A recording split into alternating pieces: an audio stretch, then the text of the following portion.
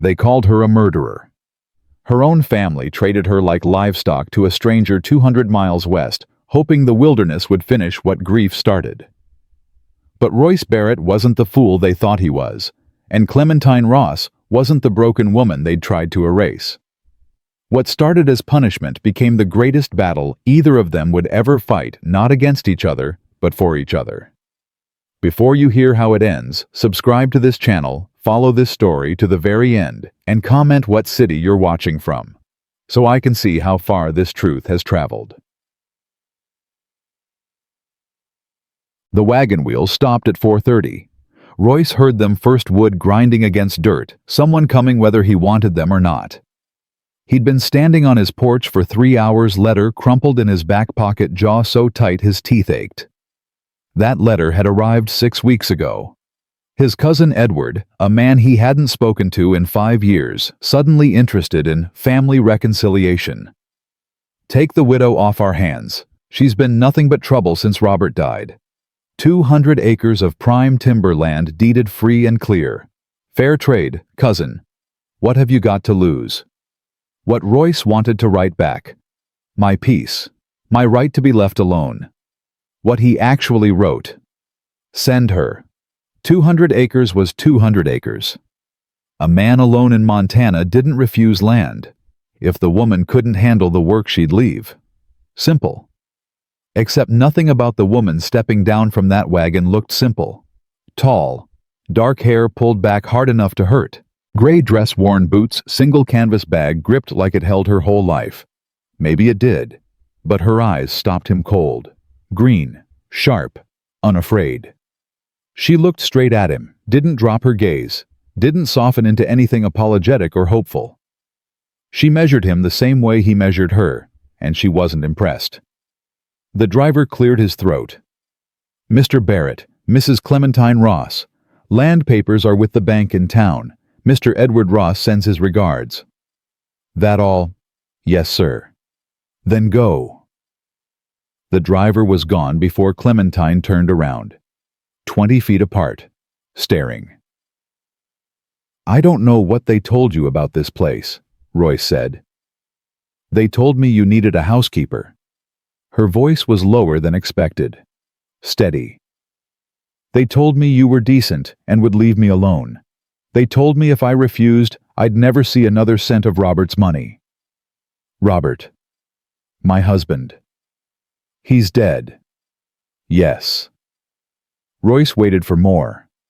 Nothing came. They said you killed him. He watched for the flinch, the denial, the anger. She gave him nothing. They said a lot of things. She tilted her head. Do you believe them? Don't know you well enough to believe anything. Fair enough. She looked past him at the house square structure, sagging porch, dirty windows. That where I'm staying. Room off the kitchen. Small. Clean. You'll cook clean laundry. I'm in the fields dawn to dark. Don't expect conversation. Don't expect company. I expect work. That's all? That's all. She nodded once. Then we understand each other. She walked past him, boots soft against dirt, and Royce felt something he hadn't felt in years. Curiosity. This widow his family shipped west like damaged goods didn't move like someone beaten down. She moved like someone who'd made a decision and meant to see it through. He followed her inside. 2 rooms downstairs. Kitchen and living space combined. Small room to the side, narrow bed, single window. Upstairs was his. She didn't ask. Pantry there? Royce pointed. Well out back. Wood stacked south side. Bring it in before rain. Need supplies, make a list. I go to town once a month. When's next trip? 3 weeks. I'll manage. He looked at her long and hard. She forced herself not to look away. Men like him respected strength, not sweetness. She had no sweetness left anyway. Barn if you need anything, he said. I won't. His mouth almost smiled. No, don't suppose you will. He left.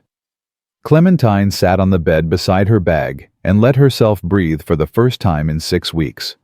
hands shaking. She pressed them flat against her thighs, counted to 10, 20, 30, made it, here, alive, never going back.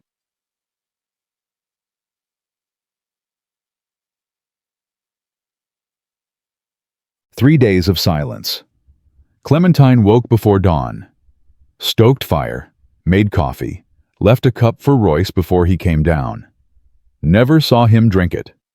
By the time she swept and started, breakfast cup was empty and he was gone. Simple meals, beans, bacon, bread when there was flour. His plate covered on the table. Hers eaten standing by the window watching him work in the fields. Steady, methodical. Man who'd been alone and preferred it. She understood. She preferred it too. Fourth morning she baked bread. Not practical. Only 2 of them. Flour limited. But she needed to do something with her hands.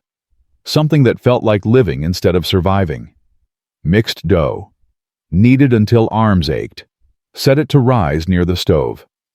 Royce came in that evening. Smell hit him at the door. He stopped. "What's that?" "Bread."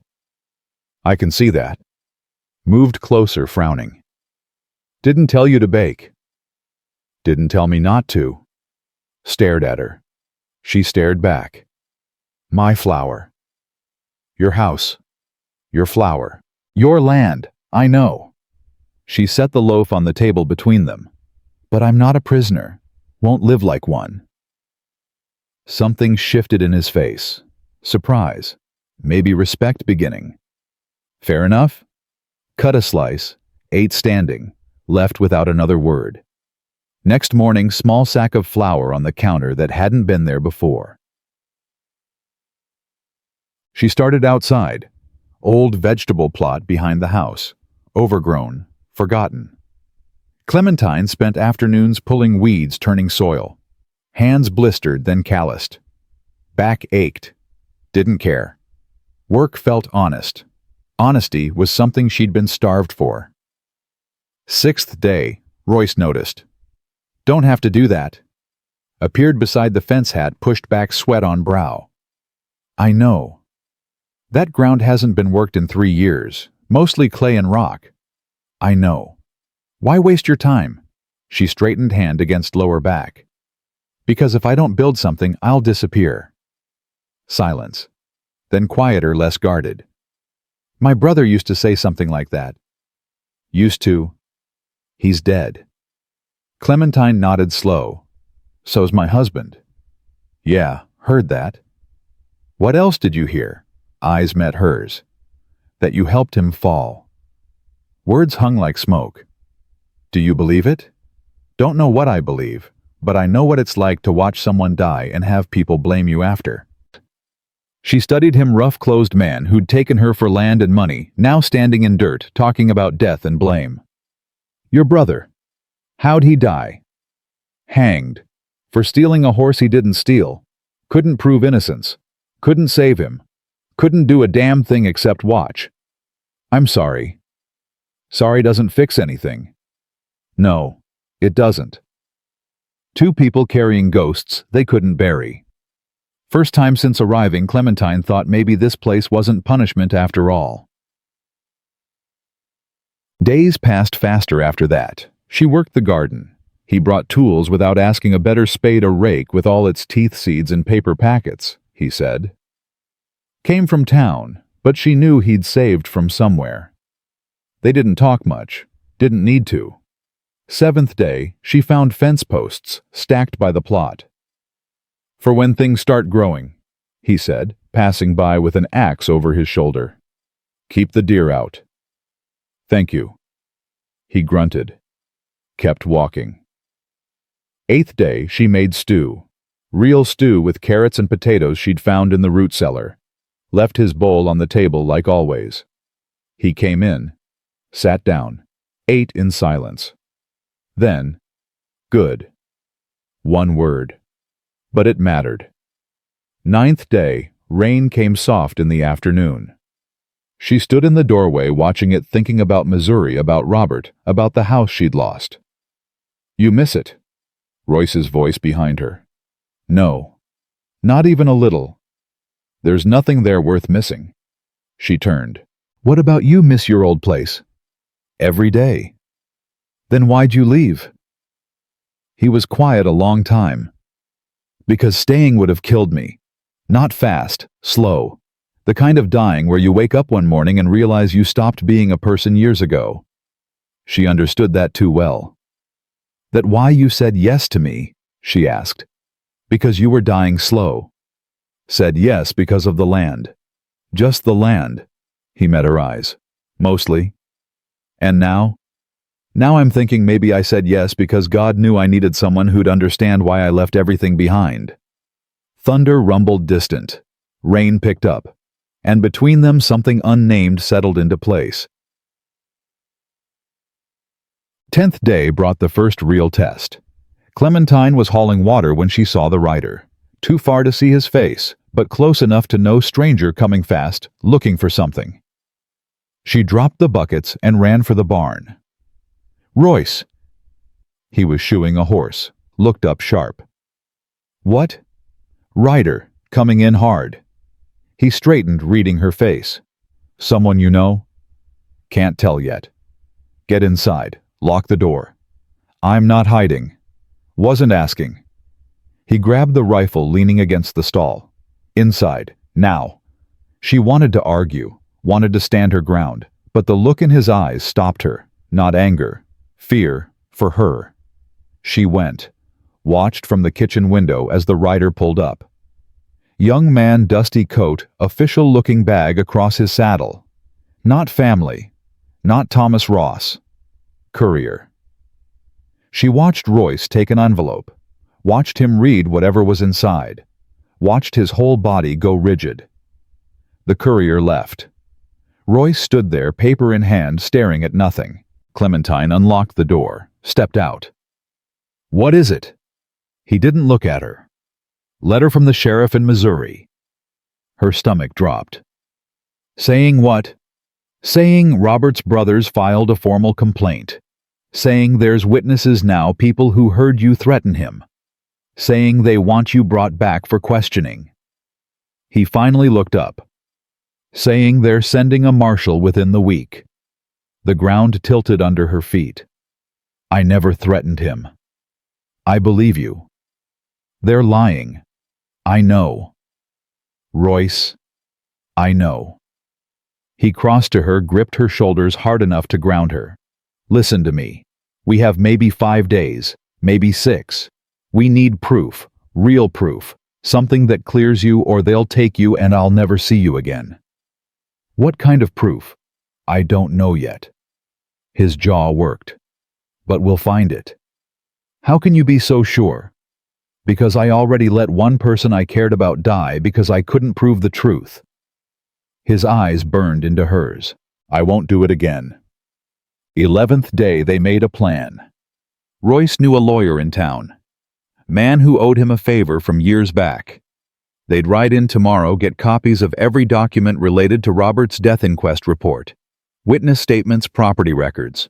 Find the holes in the Ross brothers' story. They're claiming witnesses, Royce said, pacing the kitchen. But the sheriff ruled it accidental. Someone's lying. We just need to prove who. Clementine sat at the table, hands wrapped around cold coffee. What if we can't? We will. But what if? Clementine. He stopped, looked at her. I've spent 3 years wishing I'd fought harder for my brother. 3 years knowing I let him hang because I wasn't smart enough or fast enough or brave enough to save him. He pulled out the chair across from her, sat. I'm not making that mistake again. This isn't your fight. Yes, it is. Why? He reached across the table, took her hand. His palm was rough, calloused, warm. Because somewhere between you showing up and right now, you stopped being a transaction and started being the first real thing in my life in 3 years. Her throat tightened. Royce, don't. Don't say it's too soon or we barely know each other or any of that. I know what I know. And I know I'm not letting them take you. She turned her hand over, gripped his fingers. Okay, okay, we fight. He almost smiled. Yeah, we fight. 12th night, the storm came. Thunder so loud it rattled windows. Rain like the sky tearing open. Clementine woke to it counted seconds between lightning and thunder, tried to gauge distance. Then remembered the garden. Out the door before thinking. Barefoot, soaked instantly, running toward 2 weeks of work. Wind vicious, tearing at her nightgown, whipping hair across face, could barely see. But saw enough. Garden gone, washed away. She stood in mud and rain and felt something crack wide open.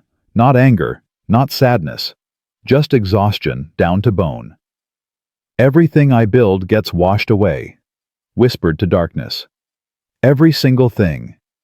Clementine. Royce running through rain blanket in hands.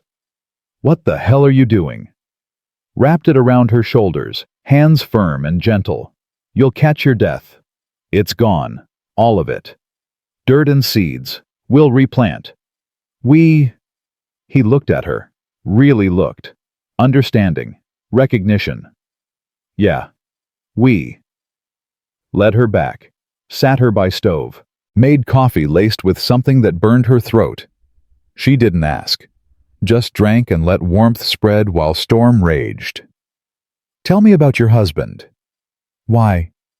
Because you've been here almost 2 weeks and I don't know a damn thing except your family wanted you gone. She wrapped hands around the cup. What do you want to know? The truth. Truth. Laugh without humor. Truth is, Robert Ross was a drunk, mean one. I loved him anyway until the day I couldn't anymore. Did you kill him? No. Voice steady, clear. But I stopped trying to save him. When he fell down those stairs drunk and broke his neck, I didn't cry. Didn't feel sorry. Just felt free. Long silence. His family blamed you. Blamed me for everything. Not being good enough wife, not giving him sons, not keeping him sober. When he died, they took the land, the house, everything. Said a woman like me didn't deserve what a good man built. Then sent you here. Sent me away. Big difference. She looked at him. They wanted me gone, out of sight, forgotten. This wasn't kindness, Royce. This was exile. I know. Do you? Because you took that deal, brought me here, wanted that timber bad enough to take a strange woman sight unseen. What does that make you?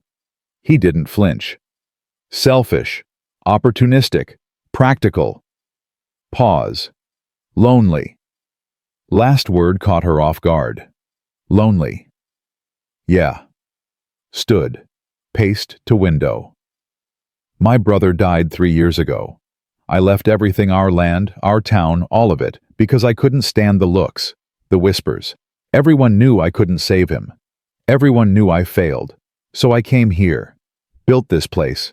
Been alone ever since. Thought bringing me here would fix that. No. Thought it'd give me more land and a housekeeper. Didn't think about you at all. He turned. But I'm thinking about you now.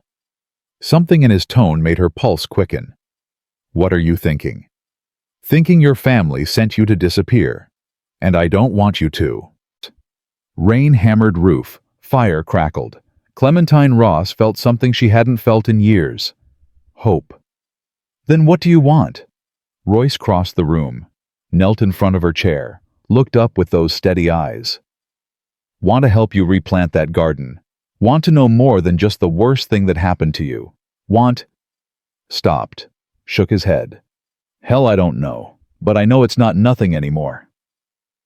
She reached out slow, touched his face, beard rough, skin warm. Don't need you to save me. Good.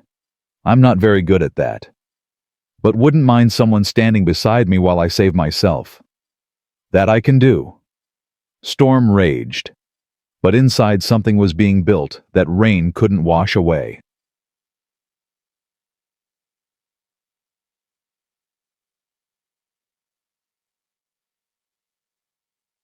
Two days after the storm, Thomas Ross came. Clementine was kneading dough when she heard the horse. Moved to window. Stomach dropped. Thomas, Robert's older brother.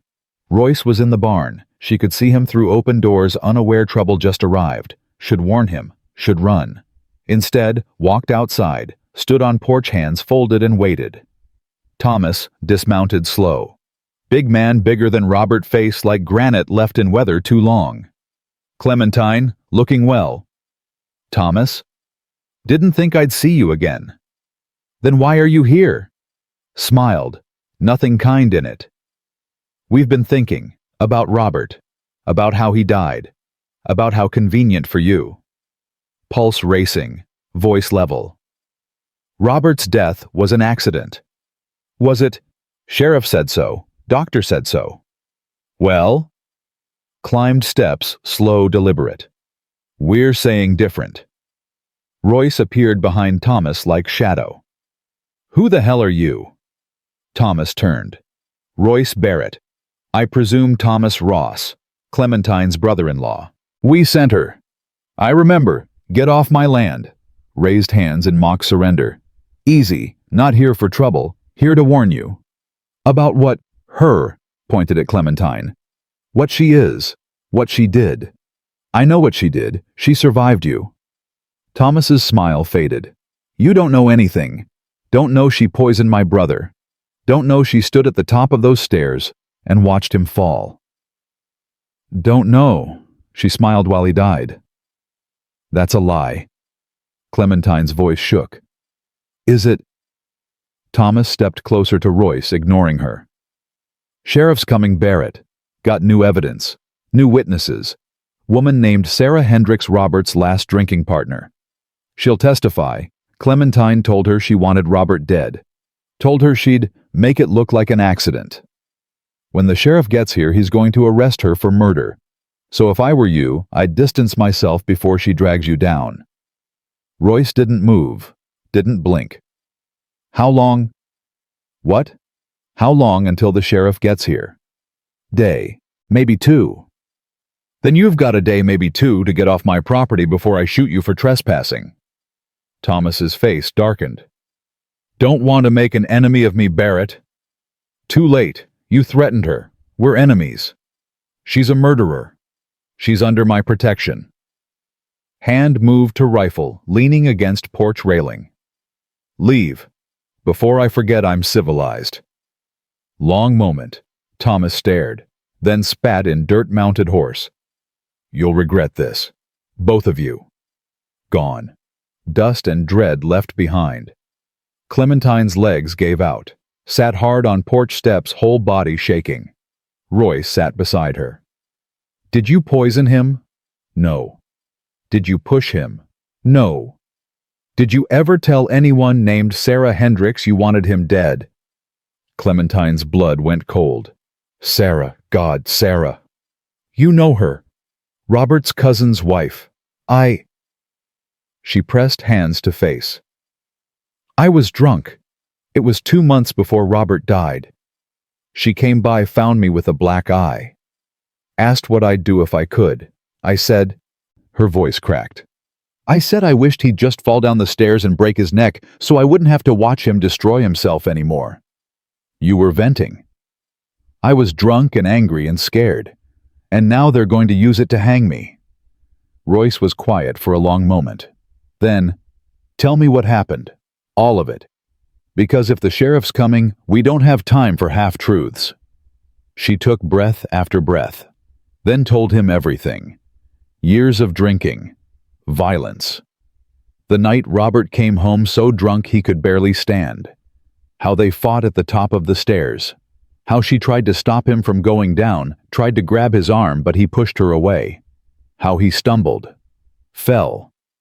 By the time she reached him at bottom, he was gone. His brothers showed up next day, saw bruises on my arms from where Robert grabbed me, decided I caused the fall. Sheriff ruled it accident, but they spread rumors, told everyone I killed him for land. When they couldn't make me confess, they took everything anyway and sent me here. To disappear. Yes. Royce silent. Then stood. Offered his hand. Come on. Where? Inside. We've got work to do. What kind of work? Looked at her with unwavering eyes. The kind that keeps you alive. Inside, Royce lit every lamp in the house.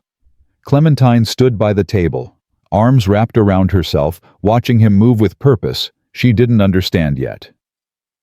"Sit," he said. She sat. He pulled out paper, a pen, ink, spread them across the table like weapons. "We're going to write down everything, every detail, every person who was there, every word you remember from that night. What good will that do? I don't know yet, but we can't fight what we don't understand." He sat across from her. "Start from the beginning. What time did Robert come home?" "Late, after midnight. I was already in bed." "You heard him come in?" "Heard him stumbling, breaking things. He was singing this awful, slurred singing he did when he was really far gone." "What happened next?" "I got up, tried to help him to bed. He pushed me away, said I was always—" Her voice caught. "Said I was always trying to control him, trying to make him into something he wasn't." Royce wrote quickly, efficiently. Then he said he was going upstairs. I told him not to. Told him he was too drunk. He laughed, said I wasn't his mother, started climbing." "You followed?" "Of course I followed. He could barely stand." She closed her eyes, seeing it again. "I got to the top of the stairs. He was swaying. I reached for his arm. He jerked away from me, said—" She stopped. "Said what?" "Said, 'Stop trying to save me, Clementine. I don't want to be saved.'" Her eyes opened. Then he stepped backward, lost his balance, and fell. Royce's pen stopped moving. He stepped backward. "Yes." "Away from you." "Yes." "So you didn't push him, didn't even touch him?" "I tried to grab him when he started falling, but I missed. My hand caught his sleeve, but the fabric tore. I still have it, the piece of his shirt. I couldn't let it go for days after." Royce leaned back. "Where is it now?" "In my bag. I don't know why I kept it. Maybe because it was proof. Proof I tried." "Get it." She went to her room, dug through the canvas bag until she found it, a scrap of blue fabric, torn and wrinkled with her own nail marks still visible where she'd clutched it. Royce examined it carefully. "This is good." "How is a piece of torn shirt good?" "Because it proves you grabbed for him, proves you tried to stop the fall." He set it down gently. "What happened after?" "I ran down the stairs. He was at the bottom. His neck was—" She swallowed hard. I knew immediately he was dead. I sat there with him until dawn. Then I walked to town and told the sheriff." "What did the sheriff do?" "Came back with me, examined the body, asked me questions. I told him the truth, all of it. About the drinking, the fights, everything." "Did he believe you?" "He said he did. Said it looked like an accident. Said he'd seen it before, drunk men falling downstairs breaking their necks. He wrote it up as accidental death. Then Robert's brothers showed up. 3 days later, Thomas, James, and William. They came to the house with a lawyer. Said the property reverted to them as Robert's next of kin. Said I had no claim without children. Said—" Her hands fisted on the table. "Said if I contested it, they'd make sure everyone knew what kind of woman I really was. Meaning they'd tell everyone I killed him. They had Sarah Hendricks ready to testify about what I'd said when I was drunk and desperate. They had neighbors who'd heard us fighting. They said they'd drag my name through so much mud I'd never recover." She looked at him. "So I signed the papers, gave them everything, and they sent me here." Royce was quiet for a long time, reading over his notes. Then, "This Sarah Hendricks. You trust her?" "I did once. We were friends, sort of, but she was close with Thomas's wife. After Robert died, she stopped talking to me." "So they got to her. Or she always believed I did it." Clementine's voice went flat. "Maybe she's telling the truth as she sees it. Maybe I did sound like I wanted him dead." Wanting someone dead and killing them are different things. Are they? When you wish for something and it happens? Yes. Royce's voice was sharp. Because wishing isn't action. You didn't poison him. You didn't push him. You tried to save him and failed. That's not murder. That's just being human. Something in her chest loosened. What do we do now? She asked. Now we prove it. He stood. Get some sleep. Tomorrow we ride to town. We're going to talk to that lawyer I mentioned, get copies of every document, and figure out what evidence Thomas really has. Then we're going to break it apart piece by piece. And if we can't, he looked at her steadily, we will, because the alternative is not acceptable. She didn't sleep. Just lay in bed staring at the ceiling, listening to Royce pace upstairs, back and forth like a caged animal. Near dawn, she heard him come downstairs, heard the front door open and close. She got up, wrapped a blanket around her shoulders, and went outside. He was sitting on the porch steps, rifle across his knees, watching the eastern sky lighten. You're supposed to be sleeping, he said without turning. So are you. Can't. Too busy thinking. She sat beside him. Their shoulders touched. About what? About how I'm going to keep you safe. About what I'll do if the sheriff takes you anyway. About... He stopped. About what? About how quickly you became someone I can't imagine losing. Her breath caught. Royce.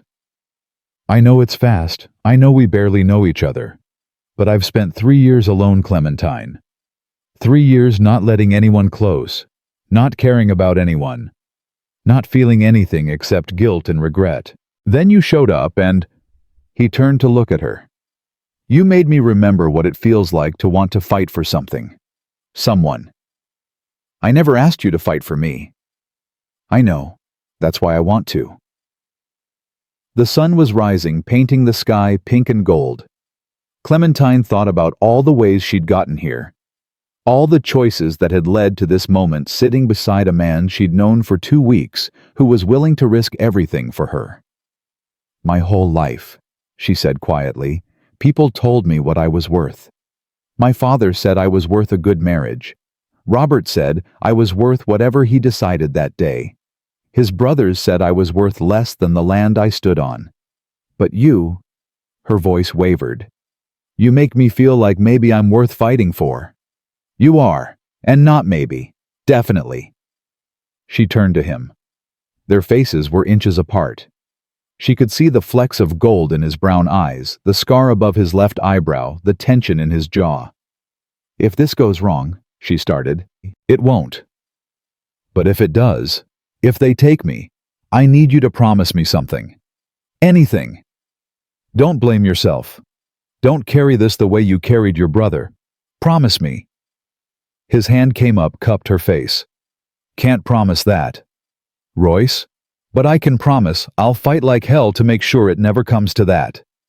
He kissed her then, soft and careful, like she might break, like she was something precious he was afraid of damaging. She kissed him back harder, nothing careful about it. She'd been broken before and survived. She wasn't afraid of damage anymore. When they pulled apart, both breathing hard, he rested his forehead against hers. We should go, he said. Sun's up. Town's 2 hours' ride. Then let's ride. They took Royce's horse, a big bay gelding named Tucker, and rode double. Clementine's arms wrapped around Royce's waist. She'd never been comfortable on horses, but pressed against his back, feeling the steady rhythm of his breathing, she felt safer than she had in years. The town was called Clemens. Small, dusty, the kind of place where everyone knew everyone's business by noon. They hitched Tucker outside a building with a sign that read, Marcus Webb, Attorney at Law. This the man who owes you? Clementine asked. Yeah, defended his brother 5 years back. Got him off on a rustling charge that would have gotten him hanged. He's good. He's honest. That's better. Inside, a man in his 50s looked up from a desk covered in papers, Thin face-wire spectacles, ink-stained fingers. When he saw Royce, he stood quickly. "Royce Barrett, didn't expect to see you again." "Marcus, need your help." Marcus's eyes shifted to Clementine. "This about her. You know who she is."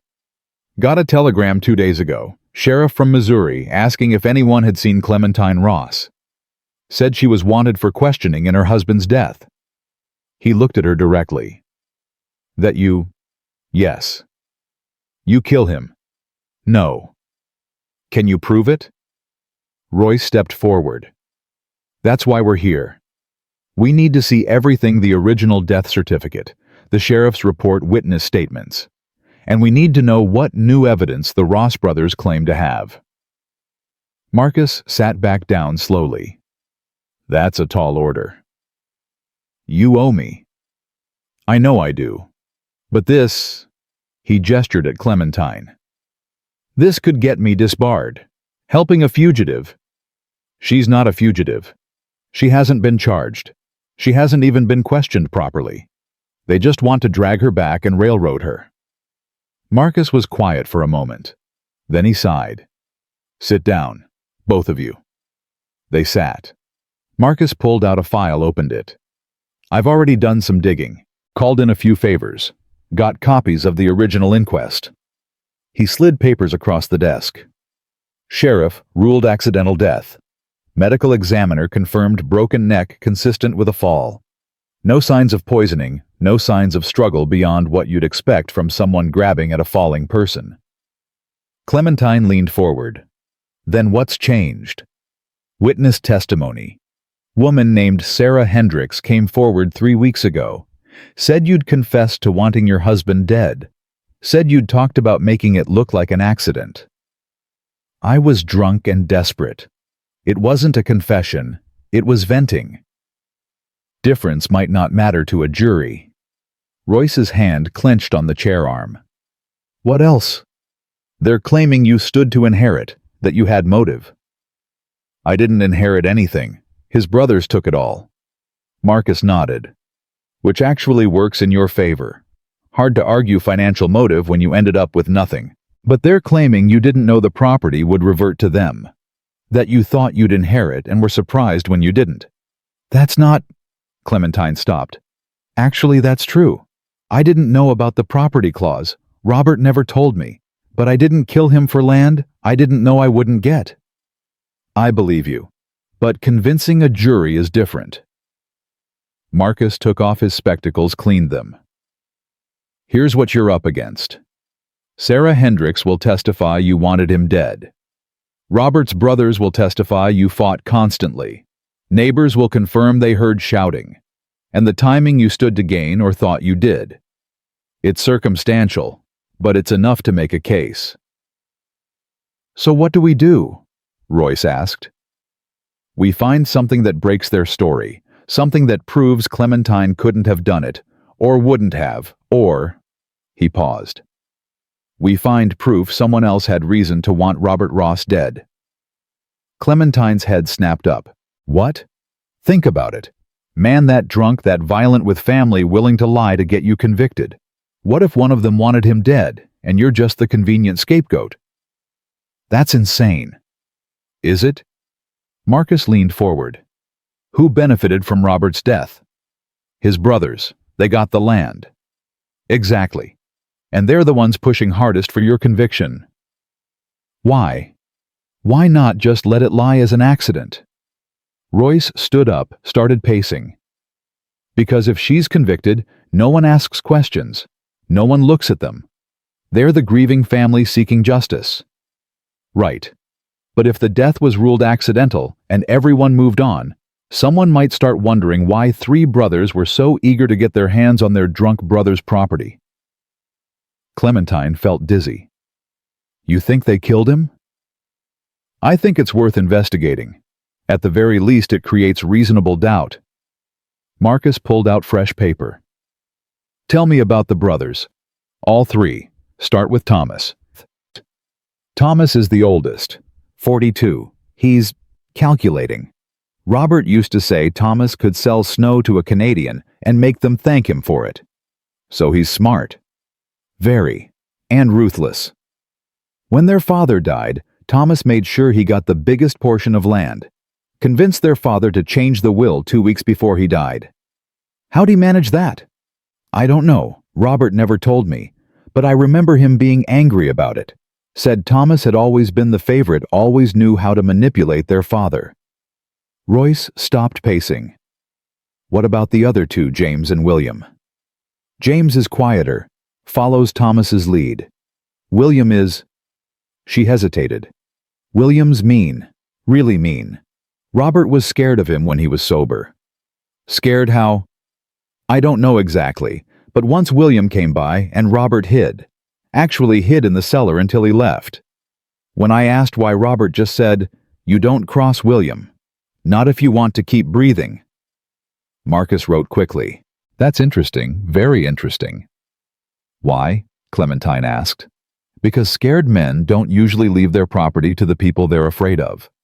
But Robert's will left everything to his brothers, correct? Yes. Did Robert write that will himself? She thought back. No. Thomas brought a lawyer to the house. Said Robert needed to get his affairs in order. This was maybe 6 months before Robert died. And Robert signed it? Yes, but he was drunk. He was always drunk by then. Marcus and Royce exchanged looks. What? Clementine demanded. Might be nothing, Marcus said. But I'd like to see that will. See who witnessed it. See exactly what it says. Why? Because if Robert was coerced into signing, or if he wasn't of sound mind, or if there's any irregularity at all, that will become suspect. And if the will is suspect, so is the transfer of property. And if the property transfer is suspect, then Thomas and his brothers had a lot to gain from Robert's death. Royce finished. Clementine's hands were shaking. You think they killed him? Actually killed him? I think, Marcus said carefully, that we need to ask the question, and we need to do it before that marshal arrives. How long do we have? Royce asked. 3 days, maybe 4. Then we better get started. They spent the next 2 hours going through documents, death certificate, inquest report, property deed, the will. Marcus took notes, asked questions, pointed out inconsistencies. The will bothered him most. Look at this, he said, pointing. Robert's signature. See how it slants. Clementine looked. It's messy. He was drunk when he signed. Maybe. But look at his signature on the property deed from when he first bought the land. Completely different hand. Steadier. Clearer. That was years earlier. Before the drinking got bad. True. But even accounting for that, Marcus pulled out another document. This is a letter Robert wrote to the county clerk 2 years ago, disputing a tax assessment. Look at the signature. She looked. The signature was shaky, definitely from someone who drank, but it was recognizable. The same basic shape and flow. The signature on the will looked nothing like it. Someone else signed this, Royce said quietly. Maybe. Or Robert was so drunk he could barely hold the pen. Hard to prove either way. Marcus tapped the paper. But this witness signature that's interesting. Why? Because it's Sarah Hendricks. The room went silent. Sarah witnessed the will. Clementine's voice was barely a whisper. According to this, yes. Her and James Ross. So Sarah was there when Robert signed over everything to his brothers, and now she's testifying that I confessed to wanting him dead. Clementine felt sick. She's in on it. She's part of whatever they did. We don't know that for sure, Marcus cautioned. But it's suspicious. Very suspicious. Royce's jaw was tight. Can we use this? Maybe. Depends on what else we find. I need to do more digging, talk to people in Missouri, find out what Robert's relationship with his brothers was really like. See if anyone else suspected foul play. How long will that take? Too long if that marshal shows up first. Marcus looked at Clementine. You need to stay out of sight. Don't go into town. Don't let anyone see you. If the marshal arrives and you're not at Royce's place, he can't arrest you. That's just delaying the inevitable, she said. Maybe, but it buys us time. And time is what we need. Royce stood. We'll head back. Keep our heads down. You send word if you find anything. I will. Marcus looked at Clementine. For what it's worth, I believe you. And I'm going to do everything I can to prove your innocence. Thank you. Don't thank me yet. Thank me when this is over. They rode back in silence, both lost in thought. The sun was high and hot, and Clementine's mind was spinning. Sarah Hendricks, witness to the will, now witness against her. It made a sick kind of sense. If Sarah had been part of whatever scheme Thomas hatched, she'd have every reason to make sure Clementine went down for Robert's death. Keep the questions focused on the widow, away from the brothers who stood to inherit. You're thinking too loud, Royce said. She realized she'd been gripping him tighter, loosened her hold. Sorry. Don't be. Just tell me what's going through your head. I'm thinking about Sarah, about how I trusted her. She was the only person who knew how bad things really were with Robert, the only person I could talk to. And she betrayed you. Yes, but why? What did she get out of it? She's not family. She doesn't inherit anything. Maybe they paid her, or maybe, Royce paused. Maybe they had something on her, something that made her cooperate. Like what? I don't know, but people don't usually risk perjury for nothing. They rode for another mile before Clementine spoke again. What if we can't prove it? What if Marcus digs and finds nothing? Then we run. She blinked. What? We run. Head west. Canada maybe. Somewhere they can't find us. Royce, you can't just abandon your land. Your life. Watch me. His voice was hard. I already lost my brother because I tried to fight the law and failed. I'm not losing you the same way. If it comes down to staying and watching you hang or running and keeping you alive, we run. That's not... I mean it, Clementine. I'll burn this place to the ground before I let them take you. She pressed her forehead against his back, felt his heart beating steady and strong. I don't deserve you, she whispered. You're right. You deserve better. But you're stuck with me anyway. For the first time in days, she almost smiled.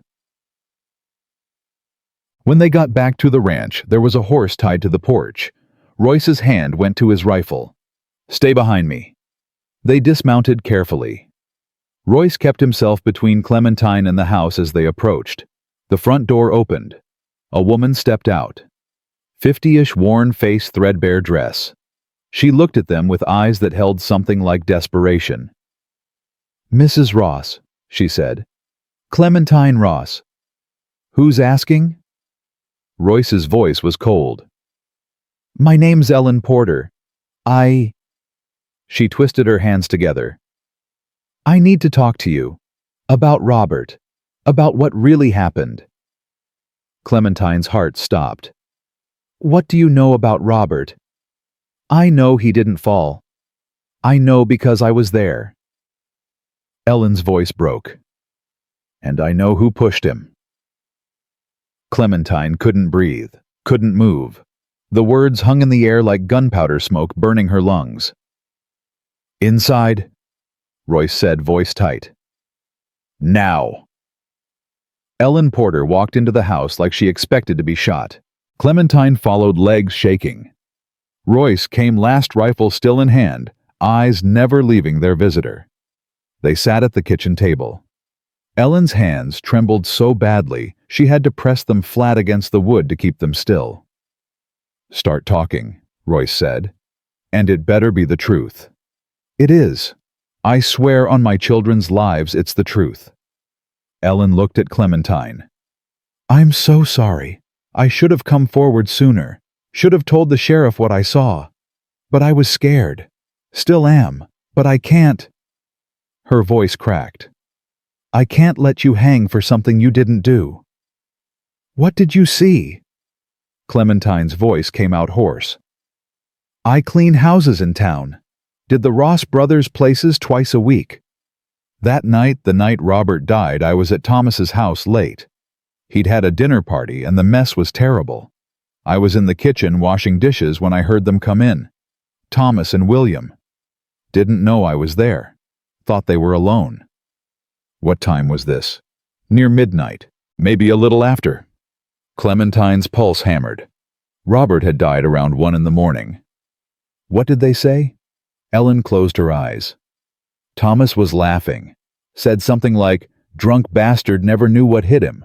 And William said, "You sure she'll take the fall?" Thomas said, "She's been threatening to kill him for months. Half the town's heard her. She's the perfect scapegoat." The room tilted. Clementine gripped the table edge. They were talking about me. Yes. Then William asked what they'd do if the sheriff didn't rule it an accident. Thomas said he'd already taken care of that, had Sarah Hendricks ready to testify about what you'd said when you were drunk. Said between Sarah's testimony and the fact you were the only one there when Robert fell, no jury would doubt your guilt. Royce leaned forward. They admitted to killing him. Not directly, but Thomas said something else. Said, "Easiest thing in the world, wait until he's drunk enough he can't stand, give him a push, and let gravity do the rest." Then he laughed again. Said Robert had been a problem for years, and they'd finally solved it. Clementine couldn't feel her hands. They murdered him. They actually murdered him. I think so. Yes. Why? The word came out like a sob. Why would they kill their own brother? Ellen met her eyes. Because Robert was about to change his will. Silence crashed down. What? Royce said. Robert came to Thomas's house 2 weeks before he died. I was cleaning upstairs, heard them arguing. Robert said he was done. Done with the drinking, done with the fighting, done with all of it. Said he was going to get sober and make things right with you, Mrs. Ross. Said he was going to change his will, leave everything to you the way it should have been from the start. Tears burned Clementine's eyes. He said that, yes. And Thomas tried to talk him out of it. Said you didn't deserve the land. Said Robert was just feeling guilty and would regret it when he sobered up. But Robert was adamant. Said he'd already contacted a lawyer in the next county. Said the new will would be drawn up within the month. So Thomas killed him first. Royce's voice was flat, hard. Killed him before he could change the will and leave everything to Clementine. That's what I think. Can't prove it, but that's what I think. Clementine pressed her hands to her face. Robert had been trying to change, had been trying to make things right, and his brothers had killed him for it. Why didn't you tell the sheriff? Royce asked. Because I'm terrified. Ellen's voice shook. Thomas Ross owns half the town. He's on the town council. He's got the sheriff in his pocket. I've seen him hand the man cash more than once. If I'd said anything, if I'd even hinted that I suspected Thomas, I'd be dead. My children would be orphaned. So I kept quiet, and I hated myself for it. What changed? Clementine asked. Why come forward now? Because I heard the marshal was coming. Heard he was going to arrest you and drag you back to stand trial. And I realized that keeping quiet to protect myself meant watching an innocent woman hang. Ellen's eyes filled. I've got 2 daughters, Mrs. Ross. If something happened to me and someone knew the truth, but stayed silent to save their own skin, I'd haunt them from the grave. I can't do that to you. Won't do that to you. Royce stood paced to the window. Will you testify in court under oath? If it comes to that, yes. But Thomas will destroy me. He'll ruin my reputation, run me out of town, maybe worse. I need protection. For me and my girls. You'll have it. Royce turned. You stay here, with us, until this is settled. We've got room. You'll be safe. I can't just... Yes, you can. And you will. His voice left no room for argument. You came here to do the right thing. Now let us help you finish it. Ellen looked at Clementine, searching her face. You believe me? Yes. Clementine's voice was steady, despite the tears on her cheeks. I believe you. Thank you. Ellen sagged in her chair like a puppet with cut strings. God, thank you. Clementine reached across the table, took Ellen's shaking hands in hers. No, thank you. You're saving my life. Maybe. Or maybe I'm just trying to save my soul. They spent the rest of the afternoon planning. Royce rode to town to send a telegram to Marcus Webb, telling him about Ellen's testimony. Clementine helped Ellen settle into the small room upstairs. Royce insisted on taking the couch downstairs, so Ellen would have privacy and comfort. You don't have to do this, Ellen said as Clementine brought her fresh water and a blanket. I'm the one who owes you. We're helping each other. That's how this works. Ellen sat on the bed, looked around the simple room. Your husband, Royce, he's a good man. He's not my husband. Oh, I just assumed. We've known each other 2 weeks. Ellen blinked. 2 weeks. The way he looks at you, the way he's willing to fight for you, I thought. She stopped. I'm sorry. Not my business. It's all right. Clementine sat beside her. He is a good man. Better than I deserve. Don't say that. Don't ever say that. Ellen's voice was fierce. You survived Robert. You survived his family trying to destroy you. You survived being sent here like cargo. You deserve every bit of goodness that comes your way. Something in Clementine's chest loosened. Thank you. And for what it's worth, I don't think he sees it as charity. The way that man looks at you. Ellen shook her head. That's not obligation. That's something else entirely. Before Clementine could respond, they heard a horse approaching. Fast. Both women went to the window. Royce riding hard Tucker's flanks, dark with sweat. Something was wrong. Clementine ran downstairs, met him at the door. What happened? Marshall's already here. Arrived this morning. Royce was breathing hard. He's at Marcus's office now. Marcus sent word we've got until tomorrow morning. Then he's coming here with a warrant. That's not 3 days. That's... I know. They moved faster than we thought. He looked past her to Ellen standing at the top of the stairs. We need your testimony. Tonight. Marcus is drafting an affidavit now. We need you to sign it, get it notarized before the marshal shows up. Ellen came down slowly. If I sign that, Thomas will know. He'll know I betrayed him. He'll know anyway once this goes to trial. But there's a difference between testifying if forced and volunteering information. One might let me keep breathing. Royce's voice gentled. I know you're scared, but Clementine's going to hang if we don't have your testimony. You know that, right? Without you, it's her word against Sarah Hendricks and 3 grieving brothers.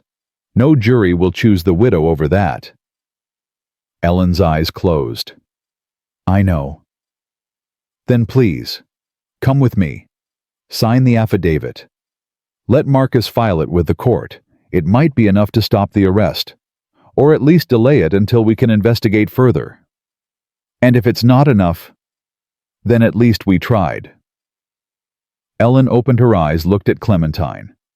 Your husband, Robert, he wasn't all bad. Before the drinking got really bad, he used to help people. Fixed Mrs. Henderson's fence after a storm. Gave the Morrison family food when their crops failed. He had goodness in him once. I know. I think that's why Thomas killed him. Not just for the land, but because Robert was trying to come back to that goodness. Trying to be the man he was before. And Thomas couldn't let that happen. Couldn't let Robert choose you over family. Over money. Ellen squared her shoulders. All right. I'll sign. Let Thomas come for me if he wants. At least I'll be able to look my daughters in the eye and tell them I did the right thing. Old. They rode into town together, all 3 on horseback. Ellen on her mare, Clementine, and Royce on Tucker. The sun was setting, painting everything gold and red, and Clementine thought how strange it was that the world could be so beautiful when everything was falling apart. Marcus Webb was waiting in his office, papers already prepared. The marshal was there too. Clementine's stomach dropped when she saw him. Big man 50-something with a face like weathered leather and eyes that missed nothing. He looked at her the way you'd look at a horse you were considering buying, appraising, calculating, slightly disappointed. "Mrs. Ross," he said, "I'm Marshal Vernon Pike. I've got a warrant for your arrest." "She's not going anywhere," Royce said. "Son, I don't want trouble, but I've got a job to do." "So do I, and my job is keeping her alive long enough to prove her innocence." Royce gestured to Ellen. "This is Ellen Porter. She's got information about Robert Ross's death, information that changes everything." Pike looked at Ellen. "That right, ma'am?" "Yes, sir." Ellen's voice shook, but she kept talking. "I witnessed Thomas and William Ross discussing Robert's death. They admitted to causing his fall. They planned to frame Mrs. Ross for murder." Pike's expression didn't change. "That's a serious accusation." "It's the truth." "You willing to swear to that under oath?" "Yes, sir." "Even knowing the Ross brothers will come after you?" Ellen swallowed hard. "Yes, sir." Pike looked at Marcus. "You got an affidavit?" "Right here. I just need her signature and a notary." "I'm notarized. Let me see it." Marcus handed over the papers. Pike read slowly, carefully, lips moving slightly. When he finished, he set the papers down and looked at Ellen. "Mrs. Porter, if you sign this, there's no taking it back. You understand that—" "I understand." "And you're certain about what you heard?" "I've never been more certain of anything in my life." Pike nodded slowly. Then he pushed the papers toward her. "Then sign." Ellen signed. Her hand shook so badly the signature was barely legible, but she signed. Pike witnessed it, added his seal, and handed the papers back to Marcus. "File this with the court first thing tomorrow. I'll hold off on the arrest until the judge has a chance to review it." "Thank you, Marshal," Marcus said. "Don't thank me yet. This doesn't clear Mrs. Ross, just gives her a fighting chance." Pike looked at Clementine. "You stay at Barrett's ranch. Don't leave. Don't run. If you run, I'll assume guilt and I'll hunt you down. Understood?" "Understood."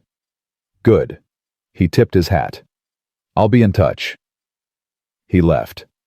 The room exhaled collectively. Marcus sat down hard in his chair. "That was closer than I'd like." "Will it work?" Royce asked. "Will Ellen's testimony be enough?" "To stop the arrest." "Maybe. To get Clementine cleared entirely, I don't know. We need more. We need proof that Thomas and William were there that night. We need to break Sarah Hendricks' testimony. We need—" He stopped. "We need Robert's body exhumed." Silence fell like a stone. "What?" Clementine whispered. "If Thomas pushed Robert, there might be evidence. Bruising patterns. Something that shows Robert didn't just fall, that he was pushed from behind. The original examination was cursory at best. A full autopsy might show something different." "You want to dig up my husband?" "I want to prove you didn't kill him. And if that means exhuming the body, then yes." Marcus looked at her steadily. "I know it's not pleasant, but it might be necessary." Clementine felt sick. The thought of Robert's body being pulled from the ground, examined, dissected. But if it proved her innocence, if it kept her from hanging— "Do it," she said. "Whatever it takes." Marcus nodded. "I'll file a motion tomorrow. Should get approval within 48 hours. "And in the meantime," Royce asked.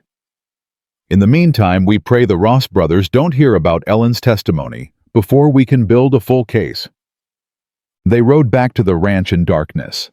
Ellen was quiet, lost in her own thoughts. Clementine kept glancing at her, this stranger who'd risked everything to save her life. "Why'd you really come forward?" Clementine asked. "Not the answer you gave before, the real reason." Ellen was quiet for a long time. Then, "Because I have daughters, and I kept thinking about them growing up in a world where men like Thomas Ross can kill and get away with it. Where women like you can be sacrificed to protect powerful men. I kept thinking about what kind of example I was setting. What kind of world I was allowing to exist by staying silent." She looked at Clementine. My girls deserve better. You deserve better. And I can't teach them to be brave if I'm too cowardly to do the right thing myself. You're not cowardly. You're terrified. There's a difference. Is there? Yes, cowards run. You're riding toward the danger. Ellen smiled faintly. Maybe we both are. When they got back to the ranch, Royce made food simple hearty soup that none of them really tasted.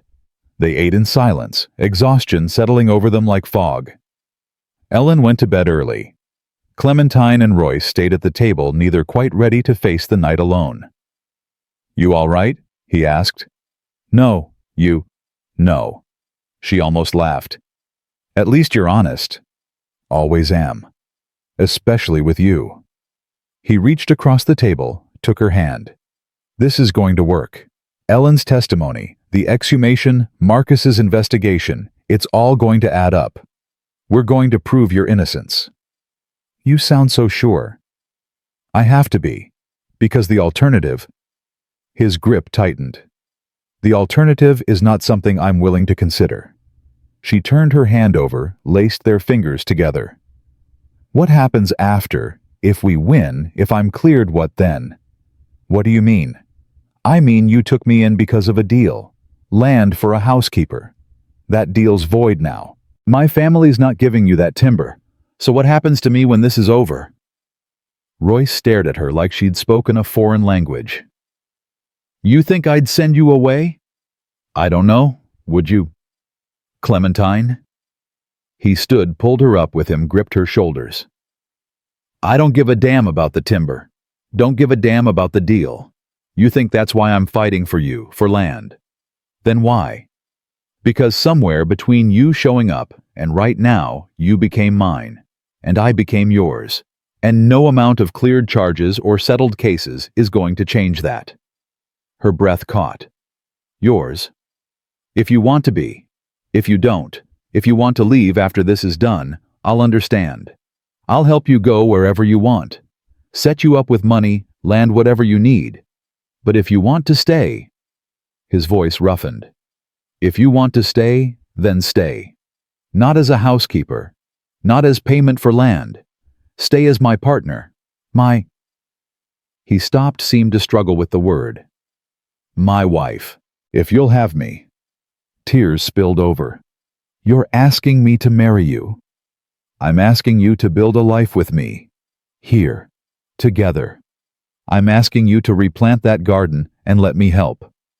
I'm asking you to trust that I'm not going anywhere, and neither are you. She threw her arms around his neck, held him so tight she could feel his heartbeat against hers. Yes. Yes. Yes, I'll marry you. Yes, I'll stay. Yes to all of it. He kissed her, then deep and fierce and full of promise. When they broke apart, both were shaking. We should sleep, he said. Big day tomorrow. Stay with me tonight. Please. I don't want to be alone. He hesitated. Clementine. I'm not asking for anything except not to be alone. Just stay. He nodded. All right.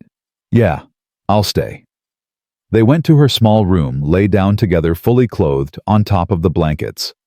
She pressed her back against his chest, felt his arm come around her waist, holding her close. I've got you, he whispered. No matter what happens tomorrow or the next day or the day after that, I've got you. She believed him. And for the first time since Robert died, since his family destroyed her life, since she'd been exiled to this ranch in the middle of nowhere, Clementine Ross fell asleep feeling safe.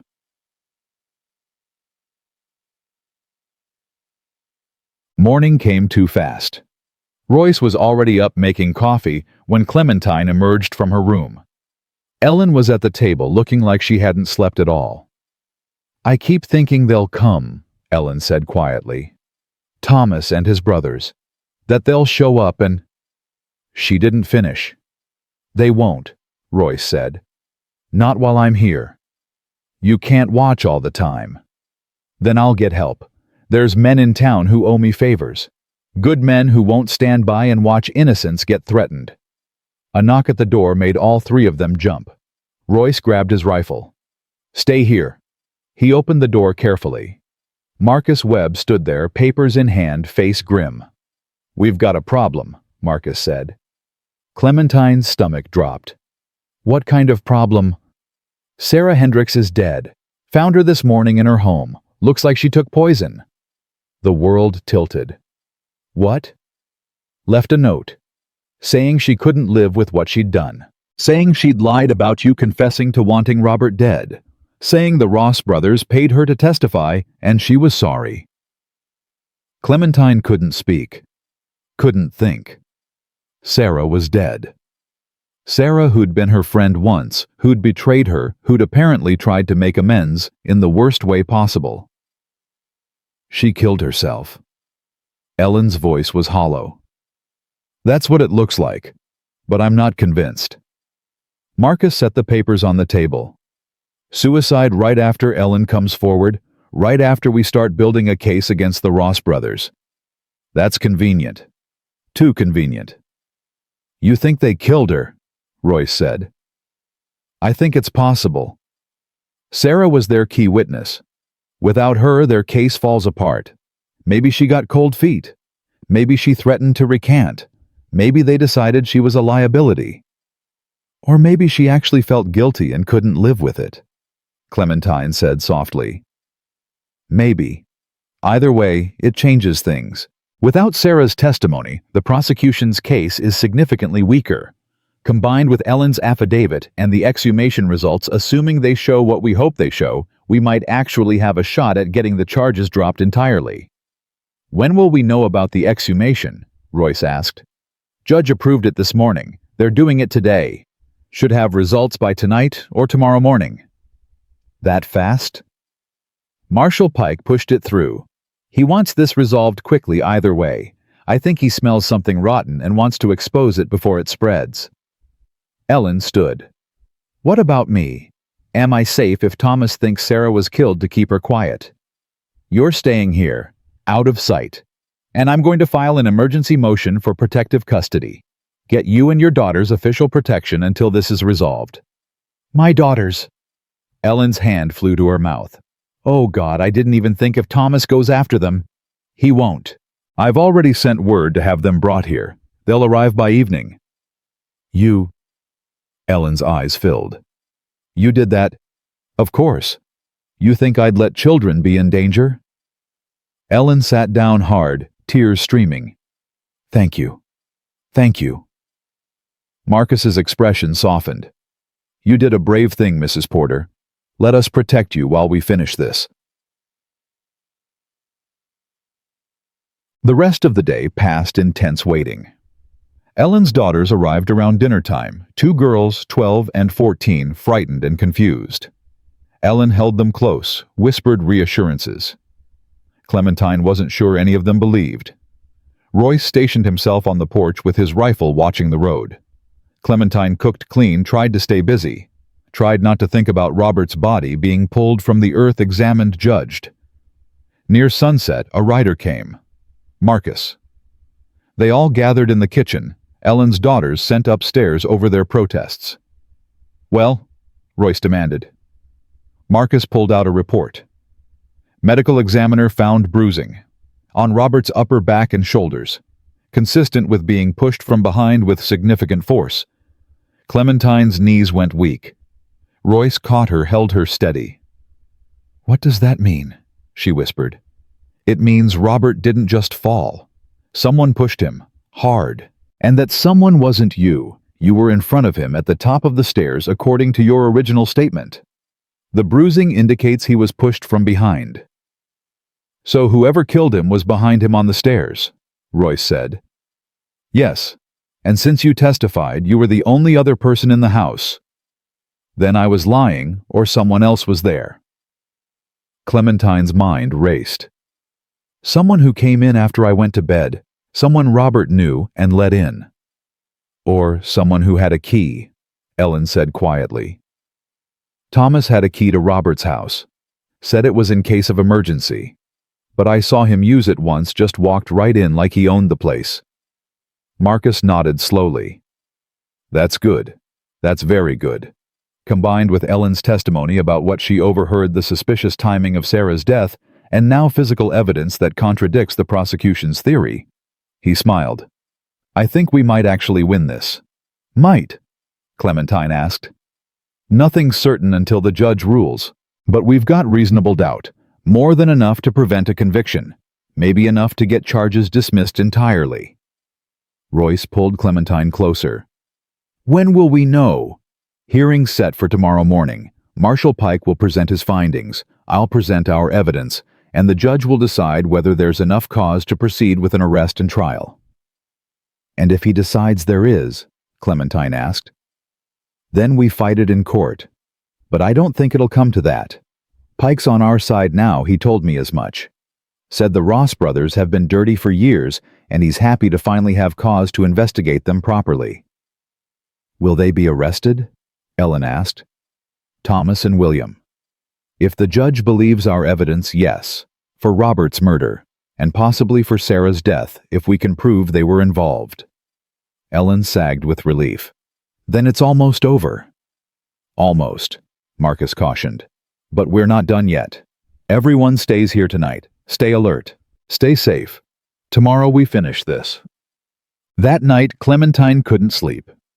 She lay in bed staring at the ceiling, listening to the house settle, thinking about Robert, about the man he'd been before the drinking, about the man he'd tried to become at the end. A soft knock on her door. You awake? Royce's voice. Yeah. He came in, sat on the edge of her bed. Thinking about tomorrow. Thinking about Robert. About how he died trying to do the right thing, trying to give me what I deserved, and his own brothers killed him for it. They're going to pay for that. Are they men like Thomas? They always seem to slip away. Not this time. Royce's voice was hard. Pike wants them. Marcus wants them. And I sure as hell want them. They're not slipping away. She sat up, took his hand. What if something goes wrong? What if the judge doesn't believe us? Then we run. Like I said before. We take Ellen and her girls, and we disappear. Canada, Mexico. Somewhere they can't find us. You'd really do that? Give up everything? For you? Yes, without question.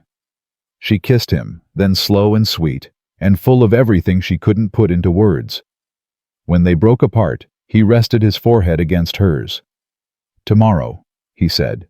We end this tomorrow. Tomorrow, she agreed. He left. She lay back down. And this time, finally she slept. Dawn broke cold and clear. Clementine woke to the smell of coffee and the sound of low voices in the kitchen. When she emerged, still in her nightgown with a shawl wrapped around her shoulders, she found Royce Marcus and Marshal Pike all standing around the table looking at papers spread across the surface. Pike glanced up. Mrs. Ross, didn't mean to wake you. You didn't. What's happening? Change of plans, Marcus said. The hearing's been moved up. Judge wants to see us in an hour. Her stomach dropped. An hour? Thomas Ross filed an emergency motion last night. Claims Ellen Porter's testimony is fabricated and that we're engaged in a conspiracy to obstruct justice. He's demanding your immediate arrest pending trial. Can he do that?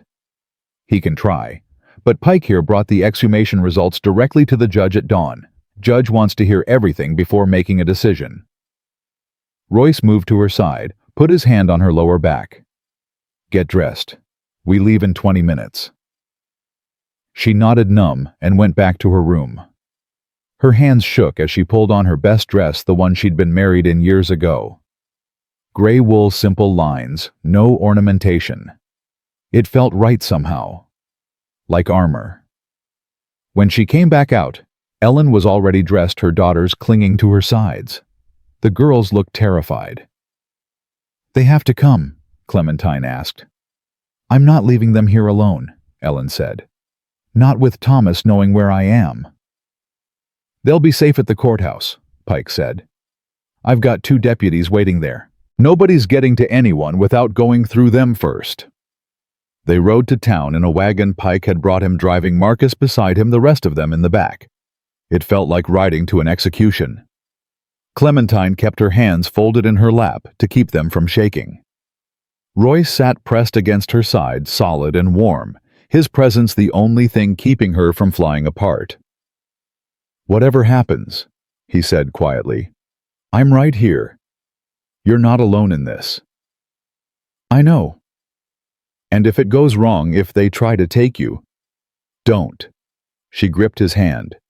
"Don't finish that sentence. We're going to win this. We have to." The courthouse was a simple brick building in the center of town. A crowd had already gathered outside. Word had spread fast. Clementine saw faces she recognized from her old life in Missouri. Neighbors who'd turned their backs on her. People who'd believed the Ross brothers' lies. And standing at the front of the crowd, arms crossed, face hard as stone, was Thomas Ross. Their eyes met. He smiled. Cold, calculating, triumphant. "Don't look at him," Royce murmured. "He wants to rattle you." "He's succeeding." Pike led them through a side entrance away from the crowd. The courtroom was small, wood-paneled, with a judge's bench at the front and 2 tables facing it. Marcus directed them to one table.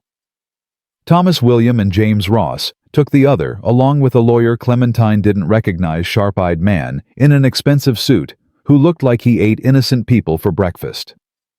The judge entered. Everyone stood. He was older than Clementine expected, 70 at least, with white hair and a face that had seen too much of humanity's worst. "Be seated," he said, voice like gravel. "We're here on an emergency motion filed by Thomas Ross regarding the pending case against Clementine Ross. Mr. Ross, you claim the widow murdered your brother. The widow claims innocence. Marshal Pike has presented new evidence. I want to hear it all before I make any decisions. Mr. Webb, you're representing Mrs. Ross." "Yes, Your Honor." "Then start talking. And make it good, because I don't appreciate having my morning interrupted for anything less than the truth." Marcus stood. "Your Honor, the prosecution's case rests on 3 pillars. First, that Mrs. Ross had motive. She allegedly stood to inherit her husband's property. Second, that she had means. She was alone in the house with Robert Ross when he died. Third, that she confessed her intent to a witness, Sarah Hendricks, weeks before the death. We're here to prove all 3 pillars are false." "Go on." "As to motive, Mrs. Ross did not stand to inherit. The property reverted to Robert Ross's brothers upon his death, as stipulated in a will signed 6 months prior. A will, I might add, that was witnessed by Sarah Hendricks and James Ross." He gestured to the papers in front of him. "A will that our handwriting expert believes was signed under duress, or possibly forged entirely, as Robert Ross's signature bears little resemblance to his known hand." The Ross brothers' lawyer shot to his feet. "Objection. Those are serious accusations with no foundation." "I have the expert's report right here," Marcus said calmly. "Along with samples of Robert Ross's signature from multiple sources. The discrepancy is clear." The judge held out his hand. Marcus passed him the documents. The judge read slowly, eyes narrowing. "Continue, Mr. Webb." "As to means, yes. Mrs. Ross was in the house when her husband died, but she was not the only person present. We have testimony from Ellen Porter, a cleaning woman employed by the Ross family, who overheard Thomas and William Ross discussing Robert's death in terms that strongly suggest premeditation and execution." Thomas surged to his feet. "That's a damned lie." The judge's gavel came down hard. "Mr. Ross, sit down and be silent, or I'll have you removed from my courtroom." Thomas sat, jaw clenched so tight, Clementine could see the muscles jumping. Marcus continued. "Mrs. Porter will testify that she heard Thomas Ross say, quote, 'Drunk bastard, never knew what hit him,' and that Thomas explicitly discussed using Mrs. Ross as a scapegoat. Furthermore, Mrs. Porter testified that Robert Ross was planning to change his will to leave everything to his widow, and that Thomas was aware of this plan." "Why would Robert Ross change his will?" the judge asked. "Because he was attempting sobriety, Your Honor. Attempting to repair his marriage and make amends for years of abuse." His brothers couldn't allow that. If Robert changed his will, they'd lose the inheritance they'd been positioning themselves to claim. The Ross brothers' lawyer stood again. Your Honor, this is pure speculation. Mrs. Porter's testimony is hearsay and cannot be corroborated. Can it? Marcus pulled out another document. This is a letter from Jonathan Price, an attorney in the neighboring county. Mr. Price confirms that Robert Ross contacted him 4 weeks before his death, requesting assistance in drafting a new will. Mr. Price was scheduled to meet with Robert the week after his death. That meeting obviously never took place. The courtroom erupted in whispers. The judge banged his gavel. As to the third pillar, Marcus said over the noise, Sarah Hendricks' testimony. Miss Hendricks is now dead, allegedly by her own hand, but in a note left before her death she recanted her testimony, stated explicitly that she'd been paid by the Ross brothers to lie about Mrs. Ross confessing murderous intent. We have no proof that note is genuine, the Ross lawyer said. We have her handwriting, we have her signature, and we have the fact that she's conveniently dead right after Ellen Porter came forward with testimony implicating the Ross brothers. Marcus's voice hardened. Awfully convenient, wouldn't you say? Are you accusing my clients of murdering Miss Hendricks? I'm saying the timing is suspicious, and I'm saying Marshal Pike should investigate her death as thoroughly as he investigated Robert Ross's. Pike stood. Already doing that, Your Honor. Found traces of arsenic in Miss Hendricks's home. Same arsenic Thomas Ross uses for pest control on his property. Easy to prove if we test his supply against what was found in her body. Thomas shot to his feet again. You can't possibly. Sit down. The judge's voice could have frozen fire. One more outburst and you'll be in contempt. Marshal, you're saying Thomas Ross had access to the poison that killed Miss Hendricks? Yes, sir, and a clear motive to silence her if she was planning to recant. The judge turned to Marcus. You mentioned new evidence. I assume you're referring to the exhumation. Yes, Your Honor. Robert Ross's body was examined yesterday by Dr. Samuel Thornton, a forensic specialist brought in from the territorial capital. His findings are conclusive. Marcus held up the report. Robert Ross did not simply fall down the stairs. He was pushed. Dr. Thornton found significant bruising on the upper back and shoulders consistent with being shoved from behind with considerable force. Bruising that would not be present if the fall were accidental. Mrs. Ross was in front of her husband at the top of the stairs, Pike added. She couldn't have pushed him from behind, but someone else could have. Someone who came in through the back entrance Thomas Ross had a key to. The judge looked at Thomas. Do you have a key to your brother's home? Yes, for emergencies. Did you use it the night your brother died? No, I was at home. Can anyone verify that? Thomas hesitated, just a fraction of a second, but Clementine saw it. Everyone saw it. My wife, Thomas said. She can verify it. We'll need to speak with her, Pike said, along with anyone else who might have seen you that night. The judge leaned back, fingers steepled. Mr. Webb, do you have anything else? Just this, Your Honor. Marcus gestured to Clementine. Mrs. Ross has cooperated fully with this investigation. She's submitted to questioning provided evidence and brought forward witnesses at great personal risk. She's done everything an innocent woman would do. Meanwhile, the Ross brothers have obstructed, threatened, and quite possibly murdered a witness to keep her silent. The evidence speaks for itself. The courtroom was dead silent.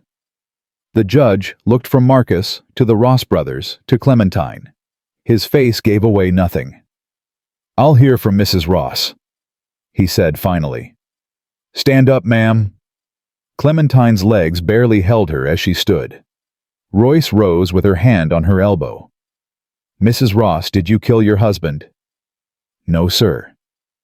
Did you wish him dead? She swallowed hard. Yes, sir. Sometimes, when he was drunk and violent and I thought I couldn't survive another day. But wishing isn't the same as doing. And when he fell when I saw him at the bottom of those stairs, her voice broke. I didn't feel relief. I felt horror and guilt, because maybe if I'd tried harder, loved him better, been stronger. Stop. The judge's voice gentled. You're not on trial for being an imperfect wife, Mrs. Ross. You're here because the Ross brothers claim you murdered their brother. Based on the evidence presented, I find their claim not only unsubstantiated, but deliberately false. Thomas exploded. You can't. I can, and I will. Marshal Pike arrest Thomas and William Ross for suspicion of murder in the death of Robert Ross. Also for suspicion of murder in the death of Sarah Hendricks. Also for conspiracy to commit perjury and obstruction of justice.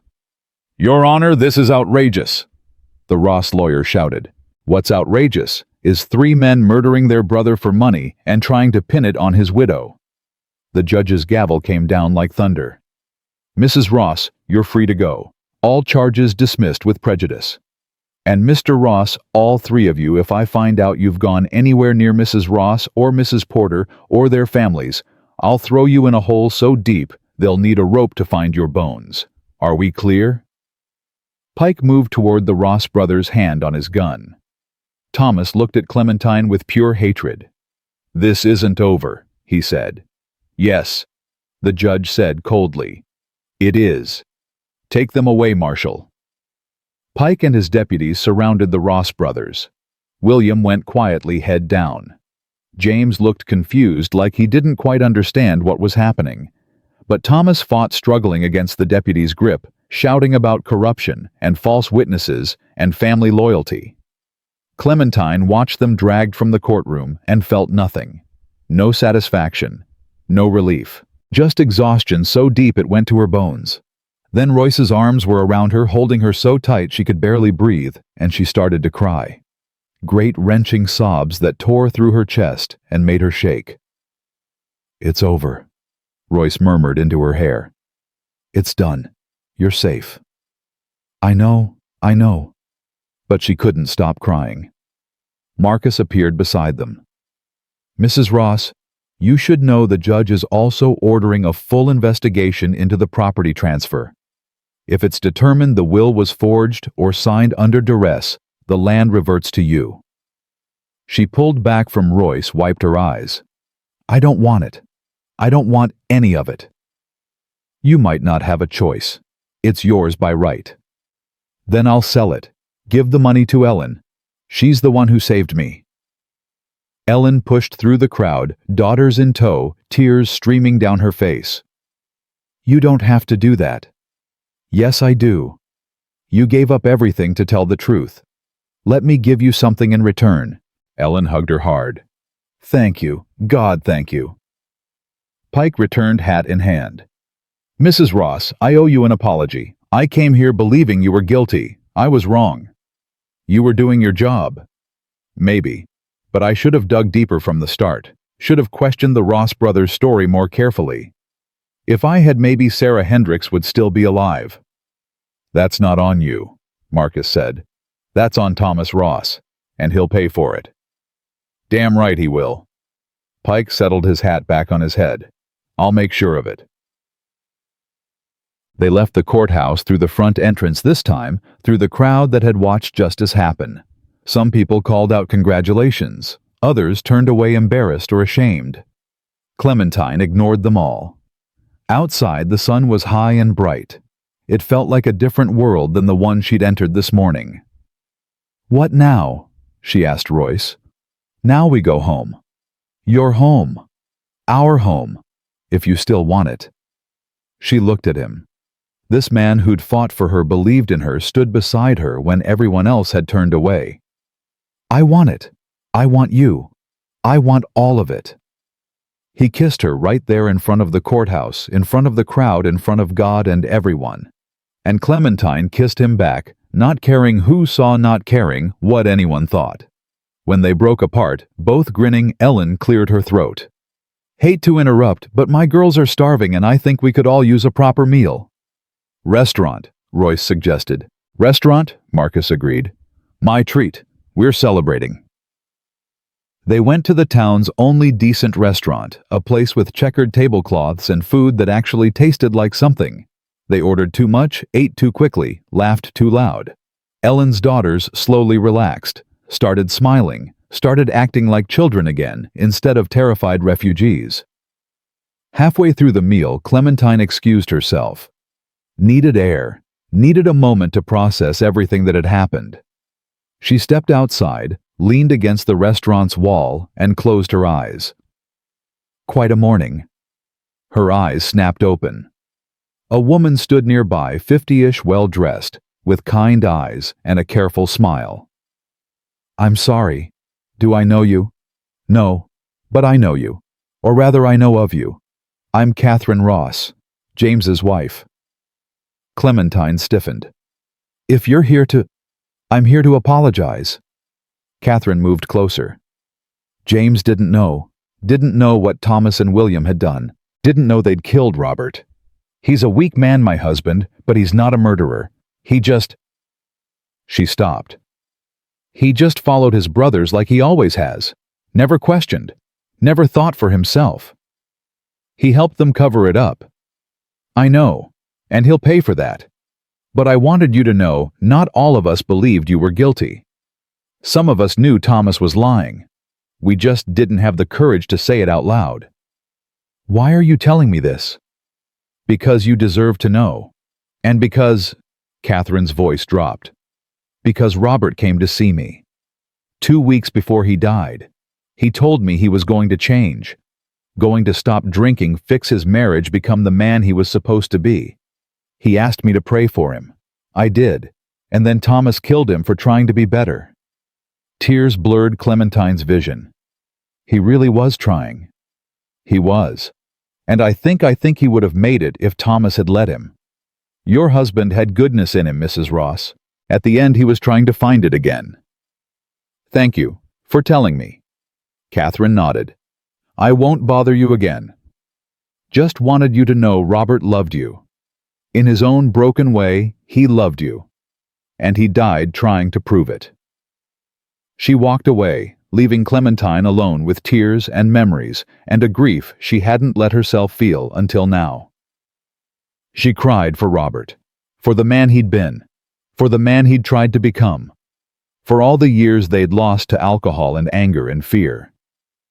And then she wiped her eyes, straightened her spine, and went back inside to the people who'd fought for her, to the man who'd stood beside her, to the future she was finally free to build.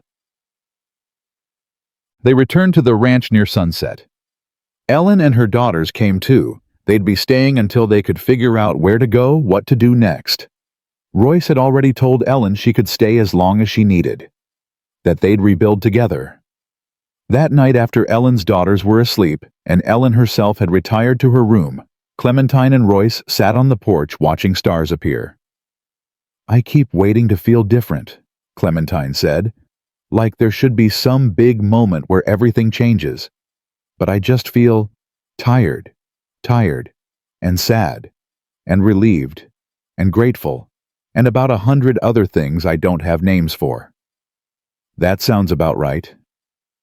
She leaned her head on his shoulder. "Catherine Ross came to see me, James's wife. She said Robert really was trying to change, that he'd asked her to pray for him." "You believe her?" "I do. And I think—" She took a breath. "I think I need to forgive him. Not for his sake, for mine. I need to let go of all the anger and hurt and just let it go. Otherwise, it'll poison everything good I'm trying to build." "That's a tall order." "I know, but I'm going to try. Because Thomas killed Robert for trying to be better. I won't let Thomas kill me too by keeping me trapped in bitterness." Royce turned to look at her. "You're the strongest person I've ever met." "I'm not strong. I'm just stubborn." "Same thing sometimes." She almost smiled, then gathering her courage. "You asked me to marry you. Did you mean it? Every word. Then let's do it, soon. Not some big ceremony, just us and Ellen and her girls and Marcus if he wants to come. Something simple and honest and true." "When?" "This weekend. I don't want to wait. Don't want to give the universe time to take this away from me." He kissed her forehead. "This weekend it is." They sat in comfortable silence, watching the night deepen. Tomorrow, they'd start rebuilding. Tomorrow, they'd replant the garden, repair the fence, make plans for the future. Tomorrow, Ellen would start figuring out her next steps, and Marcus would continue building the case against the Ross brothers, and Pike would investigate Sarah's death. But tonight, they just sat together. Two broken people who'd found each other. Two survivors who'd fought for the truth and won. "I never thanked you," Clementine said quietly. "For what?" "For seeing me. For not looking at me like I was cargo, or a burden or a murderer. For just seeing me. I'll always see you. Can't help it." He squeezed her hand. "You walked off that wagon looking like you'd burn the world down before you let it break you. How could I not see that?" "I wasn't sure I could burn the world down, but I think maybe I could have if I'd had to." "Good thing you didn't have to. World's better off not burned." She laughed, actually laughed, and it felt like the first real laugh she'd had in years. Inside, a lamp flickered to life. Ellen probably checking on her girls, making sure they were safe and warm and loved. "She's going to be okay," Royce said. "Ellen, she's tough. Tougher than she knows. So are her daughters. They've got their mother's spine." "Speaking of," Royce hesitated. "Do you want children? Eventually?" The question caught her off guard. "I don't know. Robert and I tried for years and it never happened. I always assumed it was me. Or it was him, drinking like he did." "Maybe." She thought about it. "I think I'd like to try. Not right away, but someday. If it happens, it happens. If it doesn't, we'll build a life anyway." "Sounds good to me." They went inside, eventually helped Ellen bank the fire and check the locks, said goodnight, went to their separate rooms because they'd decided to wait just a few more days until the wedding. Do things right, build something that would last. But before Clementine closed her door, Royce caught her hand. "I love you," he said. "Simple, direct, true. Just wanted you to know, in case I don't get another chance to say it before we make it official." Her throat tightened. "I love you too. More than I thought I could love anyone. More than I knew how to." "Then we're even." He kissed her goodnight, soft and sweet and full of promise. And then he was gone, leaving her alone with joy so fierce it hurt. She got ready for bed, lay down in the narrow bed that had been her refuge these past weeks, and thought about the future. About the wedding this weekend. About the garden they'd plant together. About the life they'd build on truth and courage and love that refused to break. Outside her window, the wind picked up. Leaves rustled. Somewhere in the distance, a coyote called. But inside this house, inside this room, Clementine Ross finally felt safe. Finally felt home. Finally felt like the woman she was meant to be, not the woman her father wanted, or Robert needed, or Thomas tried to destroy. Just herself. Whole and free and loved. She closed her eyes and slept peacefully for the first time in years, knowing that when she woke, she'd still be here. Still be safe. Still be building something real with a man who saw her for exactly who she was and loved her anyway. The nightmare was over. The dream was just beginning. Morning came with birdsong and the smell of fresh coffee. Clementine woke slowly, luxuriously, without the knot of fear in her stomach that had greeted her every morning for months. She lay there listening to the sounds of the house, waking up Ellen's quiet footsteps, her daughter's muffled voices, Royce moving around downstairs. She got up dressed in a simple work dress and braided her hair. In the mirror, her face looked different. Lighter somehow. Like a weight had lifted that she hadn't even realized she'd been carrying. When she came downstairs, Ellen was already making breakfast while her daughter set the table. Royce was outside bringing in wood for the stove. It felt domestic, normal, like a real family instead of a collection of refugees. "Morning," Ellen said, glancing over with a smile. "Sleep well." "Better than I have in years." "Good, you deserved it." Ellen cracked eggs into a pan. "Royce told me you're getting married this weekend." If you don't mind staying a bit longer, we'd like you to be there. Mind, I'd be honored. Ellen's eyes misted. You two are good together. Really good. Like you were always meant to find each other. Maybe we were. Strange how the worst thing that ever happened to me led to the best thing. That's life, though, isn't it? All twisted up and backwards until you can't tell the blessing from the curse, until it's over. The girls came in from setting the table. Mary, the older one, and Sarah, named for a grandmother long gone. They'd been shy yesterday, traumatized by the upheaval, but this morning they seemed more settled. Mrs. Ross, Mary asked hesitantly, Mama said you're planting a garden. Could we help? I'd like that very much, and please call me Clementine. That's a pretty name, little Sarah said. Like the song. My mother liked that song, named me after it even though my father wanted something more traditional. Royce came in with an armload of wood, saw them all gathered in the kitchen, and stopped. This what it's going to be like, house full of women. Scared, Clementine teased. Terrified, outnumbered 4-1. Good, keeps you humble. He grinned, set the wood down, and came to kiss her temple. Easy, natural, like they'd been doing this for years instead of weeks. They ate breakfast together, talking about small things, what to plant in the garden, whether to fix the barn roof before winter, how Ellen's daughters liked their new school in town. Normal conversation, normal life. It felt almost surreal after everything they'd been through. After breakfast, Royce and Clementine went outside to assess the garden plot.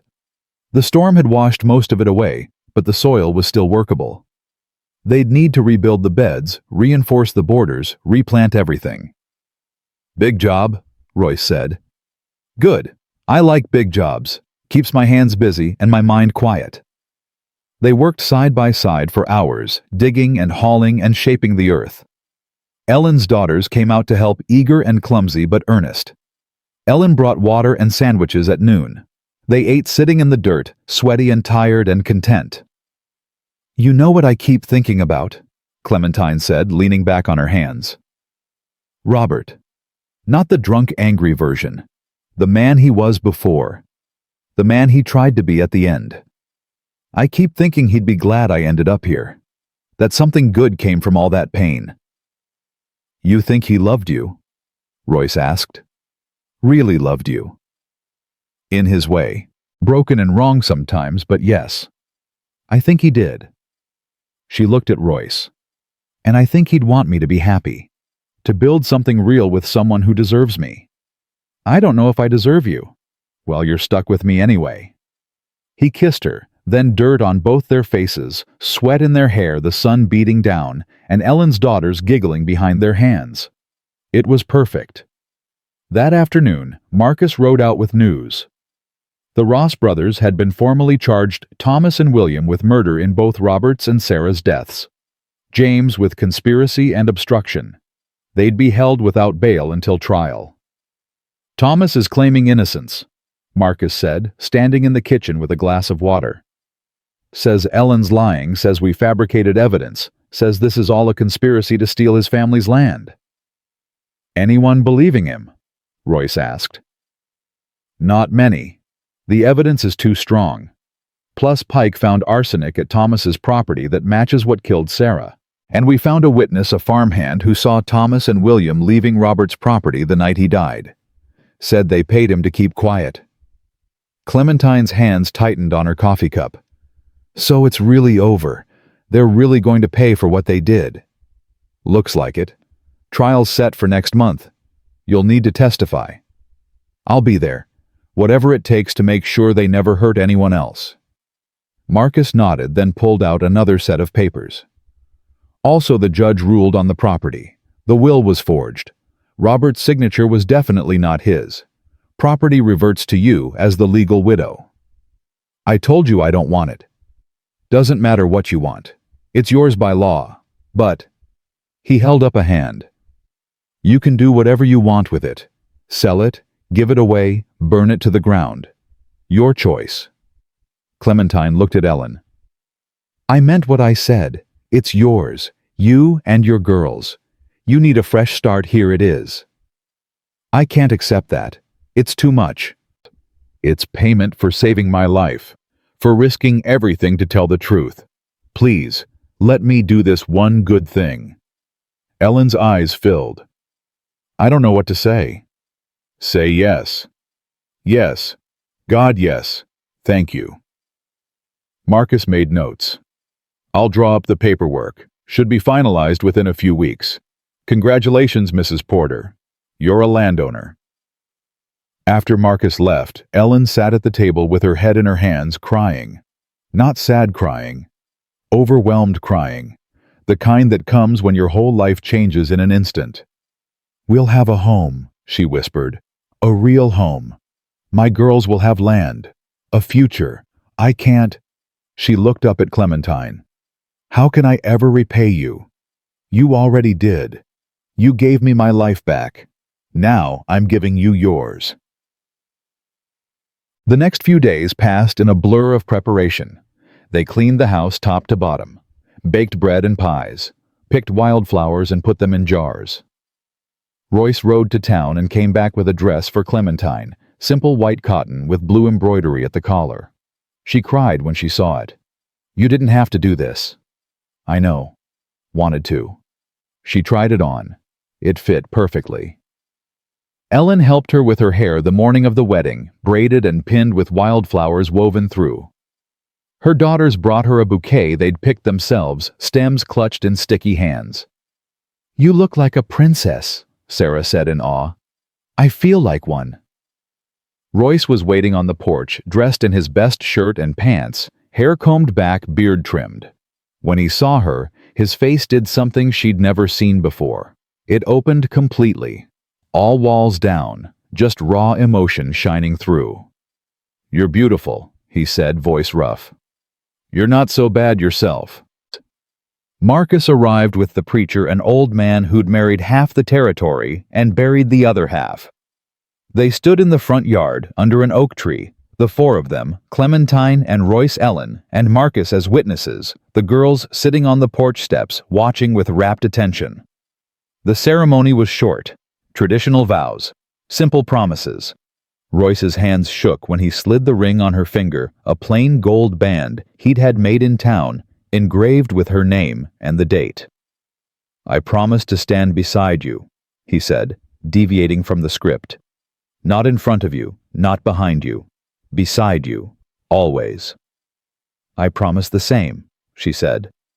"And I promise to build something real with you. Something that lasts." "Then I pronounce you husband and wife," the preacher said. "Kiss your bride's son." Royce kissed her while Ellen cried happy tears, and Marcus clapped and the girls cheered. The sun broke through the clouds right then, like even the weather approved. They had a small celebration, food and music and dancing in the yard.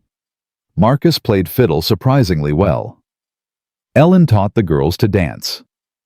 Royce spun Clementine around until she was dizzy and laughing. "Happy?" he asked, holding her close. "Happier than I ever thought I could be." "Good. That's good." That night, after everyone else had gone to bed, they finally had their wedding night. Clementine had been nervous, worried that her memories of Robert, of violence and pain, would intrude. But Royce was patient, gentle. He took his time, made sure she felt safe, asked permission for everything.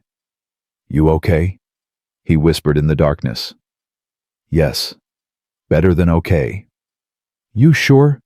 We can stop if—" "I don't want to stop. I want this. Want you." And so they built something new together. Something based on trust and respect and love. Something that erased the old hurts and replaced them with healing. Afterward, lying tangled together in the narrow bed, Clementine felt tears on her cheeks. "What's wrong?" Royce asked immediately. "Nothing. Everything's right. That's why I'm crying." He pulled her closer, kissed her forehead. "I love you." "I love you too.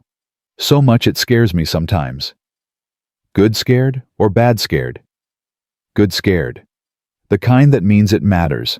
That means I have something to lose." "You're not going to lose me. I'm not going anywhere." She believed him. and that belief that trust felt like a gift she'd never expected to receive. The next few weeks fell into a rhythm. They worked the land together, replanting the garden, repairing fences, preparing for winter. Ellen and her daughters became permanent fixtures, their laughter filling the house. Marcus visited regularly with updates on the trial.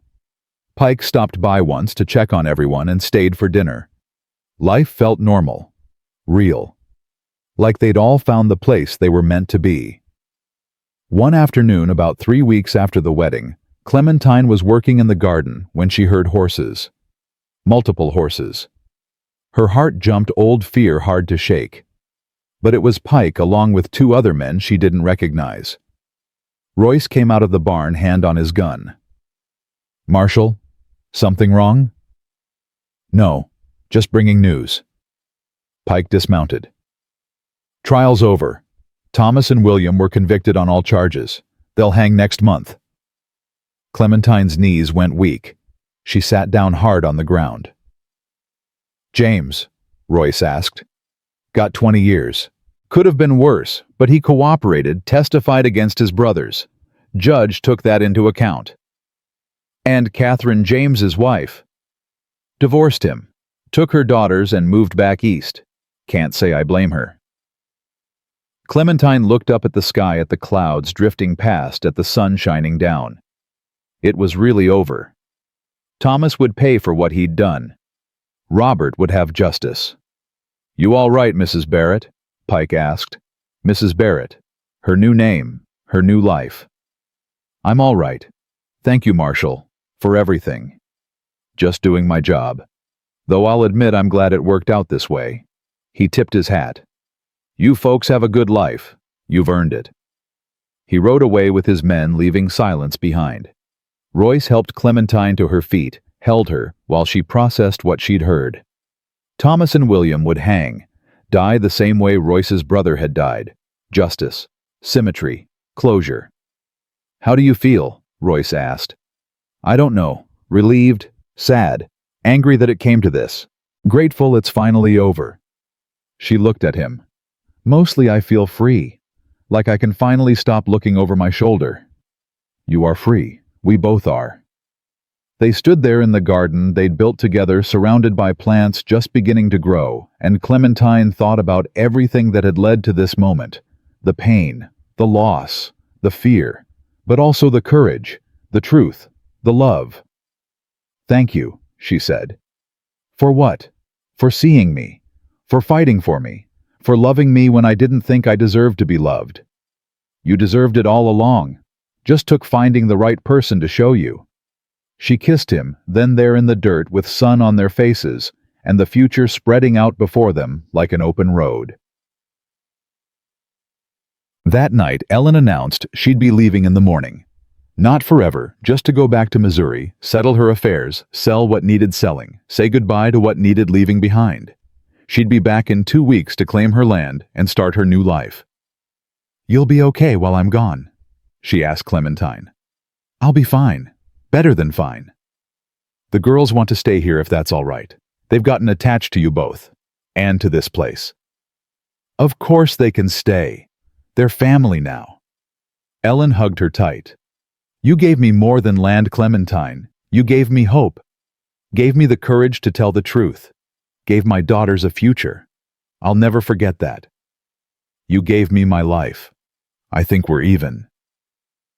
Early the next morning, Ellen rode out on her mare saddlebags, packed determination in every line of her body.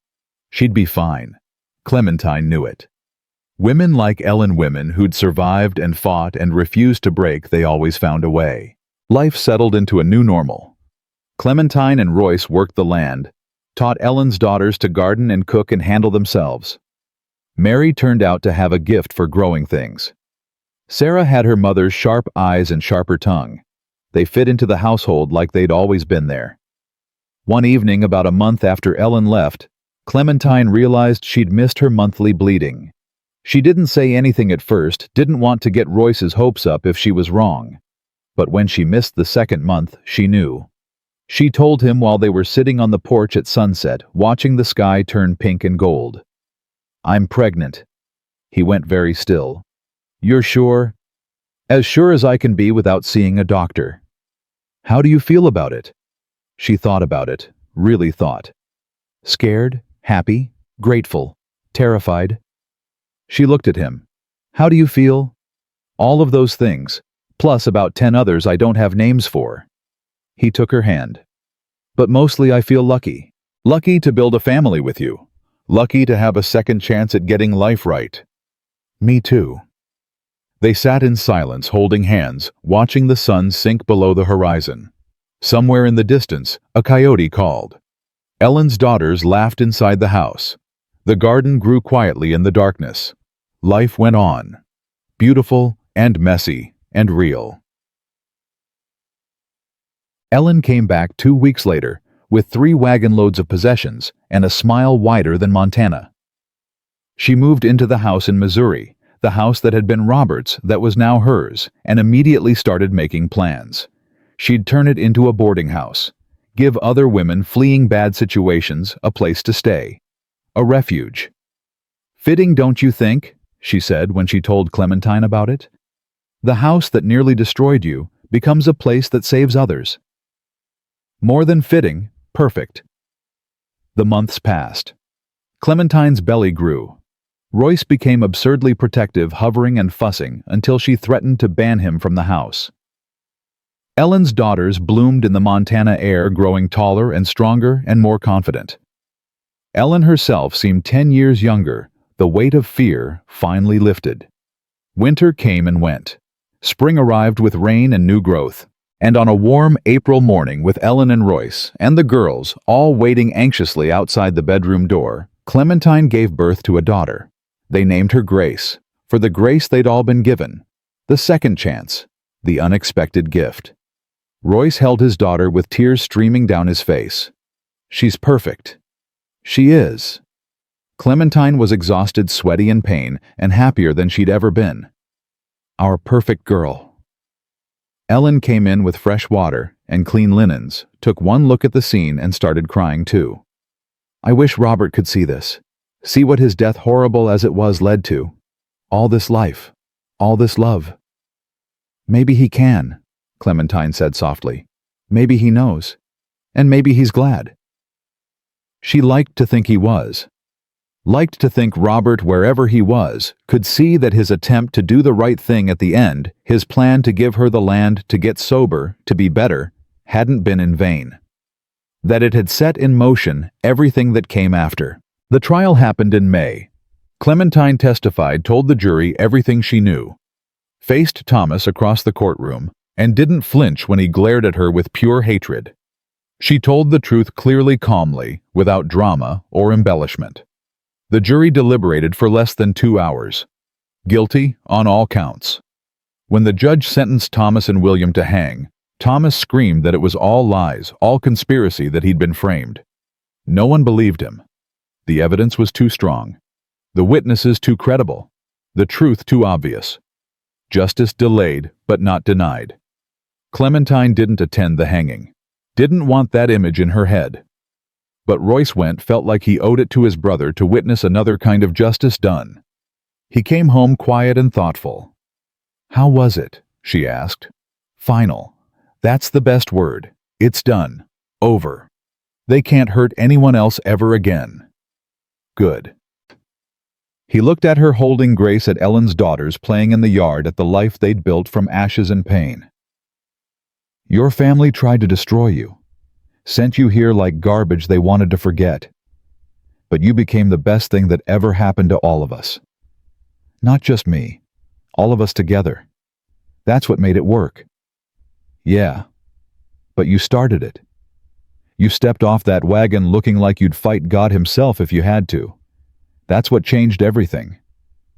She thought back to that day just over a year ago now. Thought about the woman she'd been then. Broken. Angry, terrified, but also determined, refusing to disappear just because people wanted her gone. I think I was always meant to find you, she said. Maybe not this way, not through all this pain, but somehow, somewhere. We were always meant to build something together. I believe that. Me too. Years passed. Grace grew. Ellen's boarding house thrived. Mary married a good man and started her own farm. Sarah became a teacher. Marcus retired and moved closer to help with the grandchildren that kept arriving. Pike became sheriff, spent his last years making sure justice prevailed for those who couldn't fight for themselves. Clementine and Royce grew old together, worked the land, raised their daughter, built a life that would have seemed impossible that day she stepped off the wagon. On their 25th wedding anniversary, sitting on that same porch where they'd first really talked, Royce said, "You ever regret it, staying here marrying me? Not for a single second, you never. You're the best thing that ever happened to me. Even though your family basically sold me to you like livestock. Especially because of that. They thought they were punishing you. Turns out they gave me a gift I never knew I needed." She leaned her head on his shoulder, gray hair mixing with his bodies worn from years of work, but spirits strong. Some treasures aren't found. They're sent to those strong enough to recognize them. That's something Ellen said. Something I figured out on my own.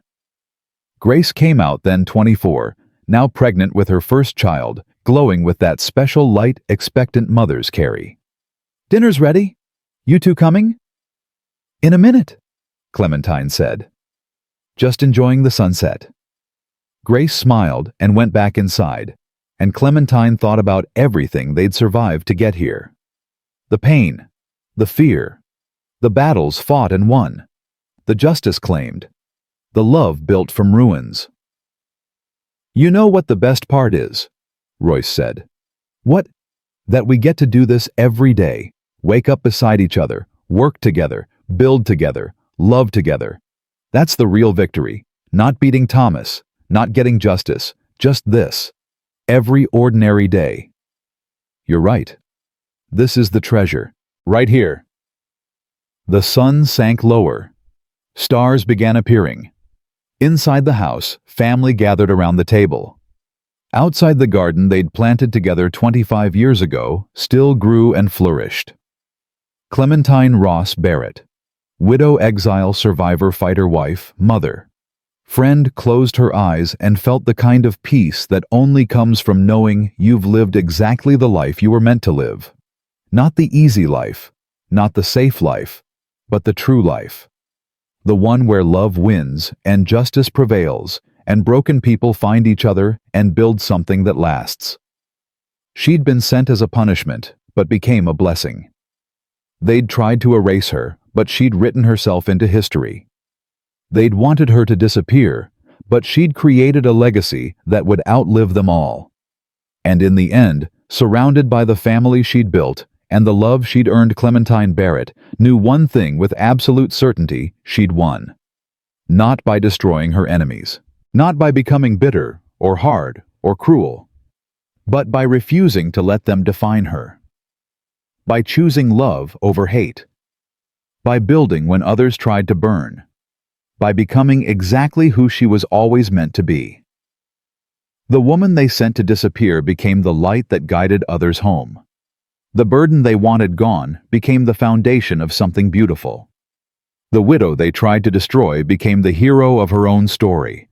And that, Clementine thought as Royce squeezed her hand and Grace called them in for dinner, was the sweetest victory of all.